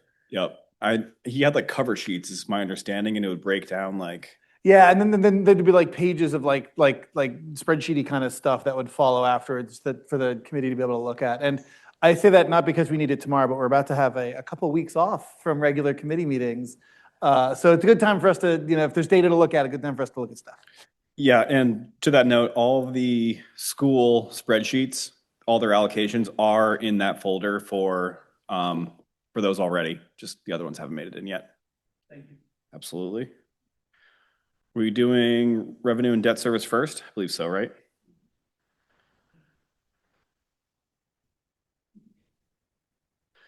Okay.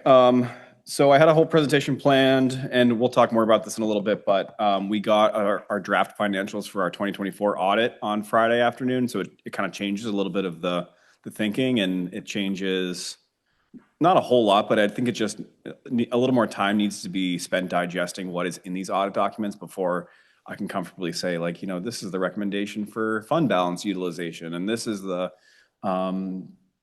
just all the considerations. So I really want to dig into the ED 279. I want to dig into the town's cost sharing formula of how we allocate how much each town's responsible for. And then I want to give you actually to start a high level overview of our debt service and how that declines each year. And to what Sean brought up before, how we have an opportunity to bring on a 5-year bond at 0% interest that could lower that capital maintenance request that he has for Bowdoin Central School. So an overview of our debt portfolio. Our debt portfolio is made up of bonds, the high school bond, which is the building we're in right now, roofing bond that happened at several elementary schools, I believe primarily Bowdenham, and then Mount Ayr at the middle school obviously just had that bond that we did in 2023. There was an energy efficiency project that the district signed on to in 2015 that we still are on the hook for 5 more years. They did a lot of work to modernize our boilers. They did a lot of work sealing up various aspects of our HVAC systems, and this was really a quite progressive thing that we undertook in 2015, so we still pay for that. And then finally, our capital leases, and those capital leases are historically our school buses and vehicles, but it could also be something like our technology, which we just finished a 3-year lease cycle on MacBooks that Nick touched on earlier. So for the current fiscal year, we're at just shy of $6.5 million. As we pay off our bonds each year, we pay less and less interest. So our debt obligations go down year over year, which is great for the district. It's a nice way to get some savings right off the books. So we're looking at just close to $60,000 in a difference to next year, which is just shy of 1%. That being said, Can I ask you before Yeah. you go off, the energy efficiency, did you say 2015? Is that right? believe so. Do you happen to recall when we retire that obligation? I believe it's 5 more years. Okay, thanks. Yep. We did one round of it. I want to say that one started in like 2005. And then as more technology came out, we did a second energy efficiency project in 2015. If memory serves, we had like an energy efficiency position at the district. There was a staff member who oversaw a lot of that work. I believe so too. Yeah, I have all the documents too that I can share with the board at some point if there's any curiosity around it. But they did a whole comprehensive study about all of that. It's funny how quickly institutional memory, is gone, right? Like all of us weren't here for that. Right. So we were awarded just last week I guess it would be a bond, but it was through the main school revolving renovation fund. They said that at Bowdoin Central, they would fund $102,000 worth of ADA bathroom upgrades. They would forgive really them paying $55,000, which is just about 54% of the cost. And then we would be on the hook for $46,000. And that would be paid, like I said, interest-free over 5 years. So that would be about $9,000 a year for 5 years. Seems like a no-brainer, but wanted to at least share that with the committee, because even if we add on $9,000 a year, we're still going to be coming down in our debt obligations this coming up fiscal year. So I want to be transparent about that, which I think is a great opportunity for us. I want to talk about our ED 279. So this is the main funding mechanism that we get to fund the education in these schools. So we're looking at an overall increase of just over $1 million, which is close to 5%, so 4.98% increase over last year. The subsidy we got last year was just over 1%. So to see such a big jump is really exciting for us. They did increase their computation of students. So every student has a computation rate, and that's how they calculate that. So there are increases built into the funding mechanism to help drive those increases. And we also got increased allocations in our ED 279 for special ed, transportation, and they also gave us extra money for upgrading our bus fleet, which is that initiative to move away from diesels. We did see a decrease in our student count. And while we've been talking about bringing on pre-K to improve our student count, which did go up, the way that the ED 279 calculates our student count is they take the last 2 years student counts on October 1st and they average those together. So we haven't seen that play out into our ED 279 yet. So we're playing catch up with the way that they calculate our enrollment. A little frustrating, but hopefully we see that jump up next year and as we continue to work through pre-K. I also want to go over our cost sharing formula, particularly for the record, if anyone at home is curious how we decide what town pays for what amount of the difference between what the state provides us and what our budget expenditures are. This has been the case, I think, for, I don't know, over 25 years. I think last year or the year before, someone looked at how long this has been the way that the district is dividing the taxpayer monies. And I think it's from the inception of actually the district coming together as a whole. But what we do is we take the valuation of properties and the enrollments, and then we average those together to get the cost sharing formula. There are some significant increases in property valuations this year. You can see we're as low as 13.3% increase in Topsom to as high as 15.74% property valuation increase in Harpswell. And those numbers drive also how much money we get from the state. So they look at all of those numbers and they provide an allocation of funds based on what those valuations are.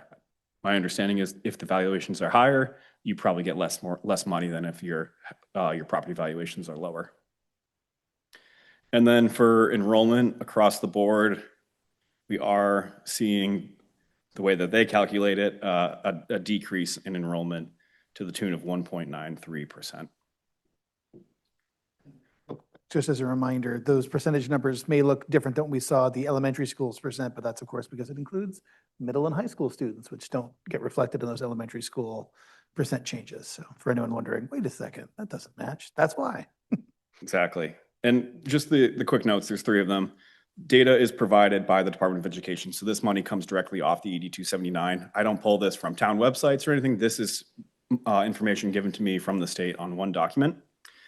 We do, like I said, we average the enrollment in the property valuations to get that average and then find the allocation.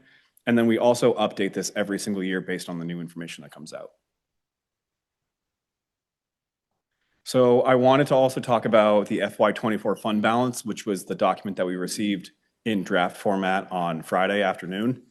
In previous years, the state of Maine has allowed you to carry 3% of your operating budget over as a fund balance. They have since changed the rules, I think since COVID, to allow 9% of your budget to be carried over. So if we're looking at what the 2023-2024 general fund budget was, it was $52,674,927, and 9% of that would be $4.7 million. So our audited fund balance at the end of fiscal year 2024, so the audit document that Hudson circulated today, we had a fund balance of $5,683,580. We did assign $2,565,000 to the next fiscal year. And I believe this is unaudited that we added to our fund balance about $1 million. So I believe that our unaudited ending 2025 fund balance is about just shy of what that 9% allowed carryover is, which is good. Now, we are going to roll into the 2025 audit, which the auditors haven't given us a definitive timeline for doing that. And also, this is still just a draft audit. There are a couple of corrections that I've already identified, my team's already identified. So I don't know that we can have an audited 2025 fund balance by the time we need to make a decision about where we are with this coming fiscal year. I think we have a pretty good idea based on these numbers and based on what our carryover was at the end of last year and what the projections are. But at this time, I just want to say that, this information is really new and it's coming at us very quickly. So I don't want to say like we should use the same, $2.5 million towards our fund balance for this upcoming fiscal year. I think we should have some conversations around how we want to spend down the fund balance and sustainability in the long run.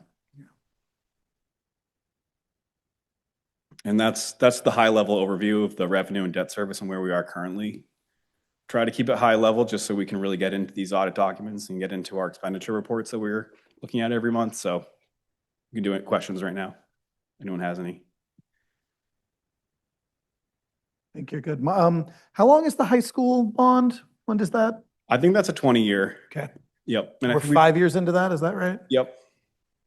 And like all the other ones, the principal stays the same each year. I think that's $2.9 million. And then the interest is the thing that ticks down every year.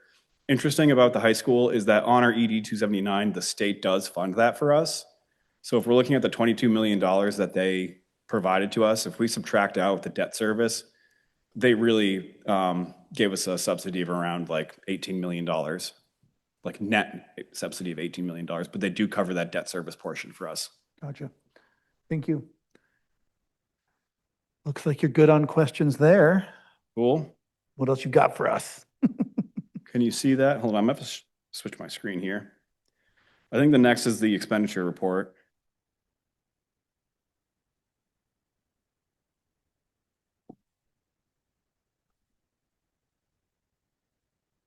Okay, so this is January. I know I want to highlight a couple things. You'll forgive me. I've had my head buried in the audit documents, but so this is January. This would be 7 months through the 12-month cycle. I'm just going to do a quick calculation here. 7 divided by 12 is 58.3% of the way through the budget. In theory, is where we would be if we split up all the expenditures in the fiscal year equally. We're currently at 46.9%, which is below that tracking, which I think is really positive. The goal, obviously, is to be adding money to our fund balance at the end of each year. There are certainly categories that are trending higher than others, like, for example, course reimbursement. That was just something that wasn't budgeted appropriately last year. But there are other areas like staff salaries, which make up the bulk of our expenditures for the district, that are trending below at a 46%. And obviously, we have things like boiler failures that come into play, but we do have contingency accounts. We do have mechanisms built into a lot of what we do to be able to absorb those costs. So repairs and maintenance, this is where that boiler issue came about. It was a $70,000 repair that we had to pay last month. I actually don't remember if we paid it at the very beginning of February or if it was last month, but that's where that is going to come in, and we still have the funds available to absorb something like that. That doesn't mean that we're over budgeting and that we're overcharging our taxpayers. It just means that we're prepared with aging infrastructure like this to be able to meet the demands of our district. On that contingency fund, so if we spent $70,000 on that, that would give us about 30,000 left in the contingency fund. Is that correct? The contingency account I'm referring to is the one that's in the warrant 10 for facilities maintenance. We budget $85,000 of contingency in that specific account each year. If we don't use it, it rolls into our fund balance. If we need to tap into it, we do. So we've tapped into 70,000 of the $85,000 we've. So we only have about 15,000 to take care of any more water main breaks and Right. all that sort of stuff. And there are other lines too that Sean and I have been looking at that are underspent. So for example, the work that he does to hire part-time staff over the summer to do various cleaning projects like that came in under budget. So we have that to tap into should we need to. He's also, like he mentioned, he's been doing a lot of repairs on his own so that we're not incurring extra costs. And yeah, I would just say that that's not, I don't believe that our facilities budget is in any risk at this moment of being a problem. Yeah, I just don't want to set ourselves up for a bad sting at some point. Absolutely.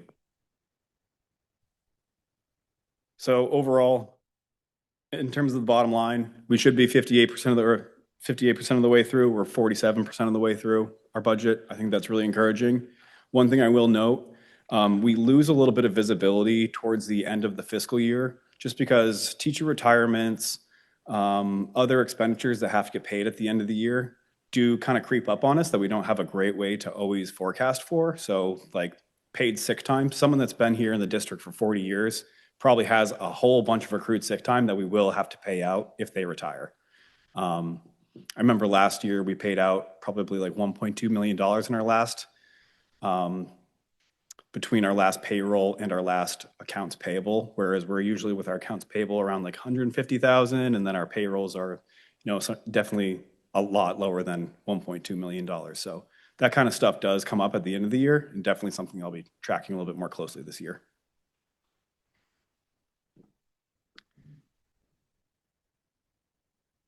No, I think this is good. Thank you. Yep. And then the last thing would be our audit, right? Yeah, you covered the 79, which is in the binder. What's the best way to present this? You can just give your response to the draft to us. I don't think you need to walk us through the document necessarily, unless you'd like to, but it's sort of up to No, you. there's a lot in there. Like I said, it's not a finalized document. It's a long document too. I mean, I certainly didn't read every word, but Yeah. I'm sure you have. But. I'll start with the recommendations that the auditing firm made. And they're the same recommendations that the last auditing company made for us. They just rolled those over because there hasn't been time in between audits to make the changes that they've asked for. Some of that has happened in the policy work that we've undertaken by having a travel policy, by having purchasing policies and clarifications on how to reimburse for federal grants and all that kind of stuff. I would imagine in 2025, when we get our audit report back, that those 4 recommendations for changes won't be there in the same way that they have been in 2023 and 2024. So that is the first thing. If you see those recommendations, they are the same as the 23. It's because there hasn't been time to change them. The second thing I will say is people are curious about the fund balance. So that was, like I said, $5.6 million, which is above that 9% threshold that we're able to carry year to year. They did a lot of work, they meaning the auditors, on looking at our audit from the 2023 audit and looking to correct certain things as was requested by other board members. So if you look through the audit documents and you see things that say restated, that is them taking a look at previous audits and then them providing their opinion on what those numbers should be. A lot of what that is fixed assets. So things like land, buildings, capital equipment, so large equipment. Those things hadn't been depreciated on a regular schedule since probably 2019. So a lot of that restatement does happen from the way that they've depreciated things from a yearly basis to a monthly depreciation. So if you're looking at that stuff, we did have to change the way we depreciate things, and we'll have to roll that into the 2025 books before we can begin that audit. And then the other thing that I do really like about this audit document, which I encourage you all to look at, is that they break out all of the federal programs, all of the student activity accounts. They break out every single thing with their fund balance, and they provide a balance sheet. So you have complete visibility into all of the programs that we do in the district. Whereas our previous audit that we did in 2023, it all rolled up into one account. So we didn't have that visibility. Now, I think it's around page 100. You can look at all of those programs to see how they're performing, which I think is really important visibility. Any questions? I know we only sent it out this afternoon, but any questions do you guys have at this point from either Evan's presentation or just the audit in general? Evan, do you have a sense on when the audit might be finalized? I have a couple of notes that I've made. It sounds to me like I have to sign a document. Heidi has to sign it as well, acknowledging the things along with our changes, and then they'll provide bound copies, and they'll consider that final and done when we tell them. So we're pretty close, all things considered. We could sign tomorrow if we wanted to. So the reason I ask is that we talked about, having them present it to us, as a finance committee so that we could ask questions if we had any. And just looking at our meeting schedule, we don't have one until March 4th. And the Tuesday, February 24th snow date has actually been stolen by the board for the workshop on the facilities master plan, which is of course very worthwhile. And even that March 4th meeting is the one with the select towns and the managers. So we might not, we don't have a regular meeting where it might be appropriate to talk to them until March 9th. And so I guess my question is, do we want to try to schedule something sooner? We don't have to decide that this second, but if we're trying to, do we want to have an additional finance committee meeting to do that ahead of perhaps March 9th? And so don't need to answer that this second. It only occurred to me this evening to think about that, but that's something we can talk about. Yep. Correct, and ask the auditor questions, like, hey, I saw this and I was wondering about X or Y or Z. We did this last 2 years ago. We did not do it for last year's audit. I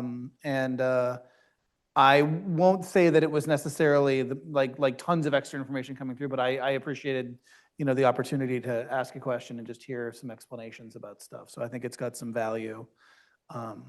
But I think that we've just got some scheduling challenges is the wrong word, but I think finding the place to fit it in the schedule might take a little finagling, but that's the only thing that I would call there. And I would also add that this is the kind of thing that if we needed to do this, if for purposes of a committee quorum, we had to do this via Zoom, this would be the kind of thing that might be appropriate for.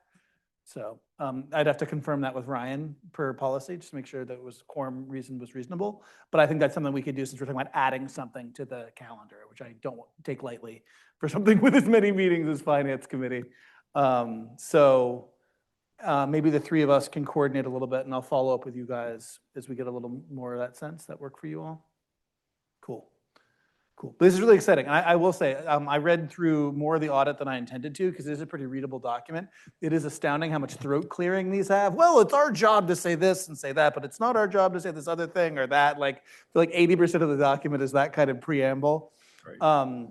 But it was readable, and I was heartened by the fact that all of their recommendations were this is carried over from the fiscal 23 audit. And so the fact that, again, in the 3 months between audits, we haven't had time to fix them doesn't worry me at all. Means they didn't find anything new, and that's fantastic. That means we've got some good programs in place, and I know you guys have been hard at work on dealing with those remediations. Again, the policy committee, almost all of the members of which are here, has also participated in that, which is good. So I was very heartened. You don't like seeing remediation needs, but I was heartened that they were all the same. So right. That was really good. I thought that was encouraging as well. Awesome. Any other audit questions? I think you're good for audit. I don't know if you want to do any more ED 279. I think it's the last. I can pull up the ED 279 if you would like, but if if there are specific questions. So yeah, would you guys like that? It's in our binder under the 8279 folder. Evan hit the top level changes. The fact that we have a multi-percentage increase is kind of, astounding for us relative to the last year. So that's great news. But yeah, I don't know. Yeah. So if you go out of the presentation folder into the budget binder folder, you will see folder 2, EPS. Yep, exactly. And it's in there. You bet. And I will be updating a lot of the files in that shared binder tomorrow during the day. So I might send an email to the committee just saying, hey, I've put everything in there between spreadsheets for department heads and all of the presentations. Just need to do a little cleanup of that stuff tomorrow. Totally fair. So I'll maybe send a message and just let you know when it's ready. That's great. My goal is tomorrow by the end of the day to have it all done. Thank you, Evan. That's awesome. Yeah, no problem. But yeah, as you saw, the EPS number increase is pretty close to that 6%. So again, I think we'll see that range very frequently this year, for better or for worse. Well, cool. It doesn't seem like the committee has a need for you to dig in at this point in time. We might have questions in the future. So yeah, looking ahead, our next meeting as a committee is going to be on March 4th, which is when the select boards and town managers and hopefully some of our state elected representatives will be able to join us. We'll be here, we'll be in this shape. It'll be a little more crowded. There'll probably be more board members arriving, so it'll be fun. It'll be kind of lively. Heidi, for that presentation, am I correct in guessing that it'll sort of be not superintendent recommendation, but like evolved MOE? So like more than we've seen as far as MOE adjustments? So we've seen the maintenance of efforts budget. These guys have been very hard at work making changes to what they think might be good. And so we'll see, kind of a preview version of the superintendent's recommendation, but certainly not the final version at that point in time. Excellent. So we've got a little time until then, almost a month. We can enjoy our February breaks. I will say the last 2 years, the Finance Committee used the snow date for further deliberation. Now, I don't know that we're at a point we have much to deliberate, and that date isn't available to us anyway. So I'm not worried about that myself. I just wanted to make sure you guys didn't feel like you needed an additional meeting ahead of any of this stuff. My guess is you don't feel that way, but I wanted to at least ask while we're here. Yeah. You're not a bad person. You're a very good person. No, that's totally fine. So that tracks. So what I would say to you guys though is as we start getting closer to the end, if there are items you'd like to see, if there's needs that you're thinking that you want to talk about, just let me know. I think we've got a lot of latitude. We want to extend our meetings. Nobody likes, even a 2.5 hour, committee meeting can be kind of draining, but like this March is going to be the time we really start digging in. So let me know if you think you need more than what you have in the calendars that's laid out here, but I'm feeling good. Yeah, Jessica. The March meeting to talk about the master plan is what day? So February 24th is the February. workshop.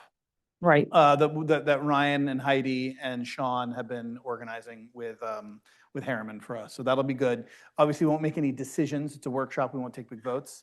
But I think that will be a big information session where the board sort of begins to move towards this, decision-making in the spring and summer. And that'll be good ahead of the March 4th meeting 100%. with the towns as well. 100%. And Yeah. I'm hopeful that maybe Heidi's presentation includes some information from that workshop. Who knows? Not that. Great. Well, before I go to public comment, any final comments, questions, responses?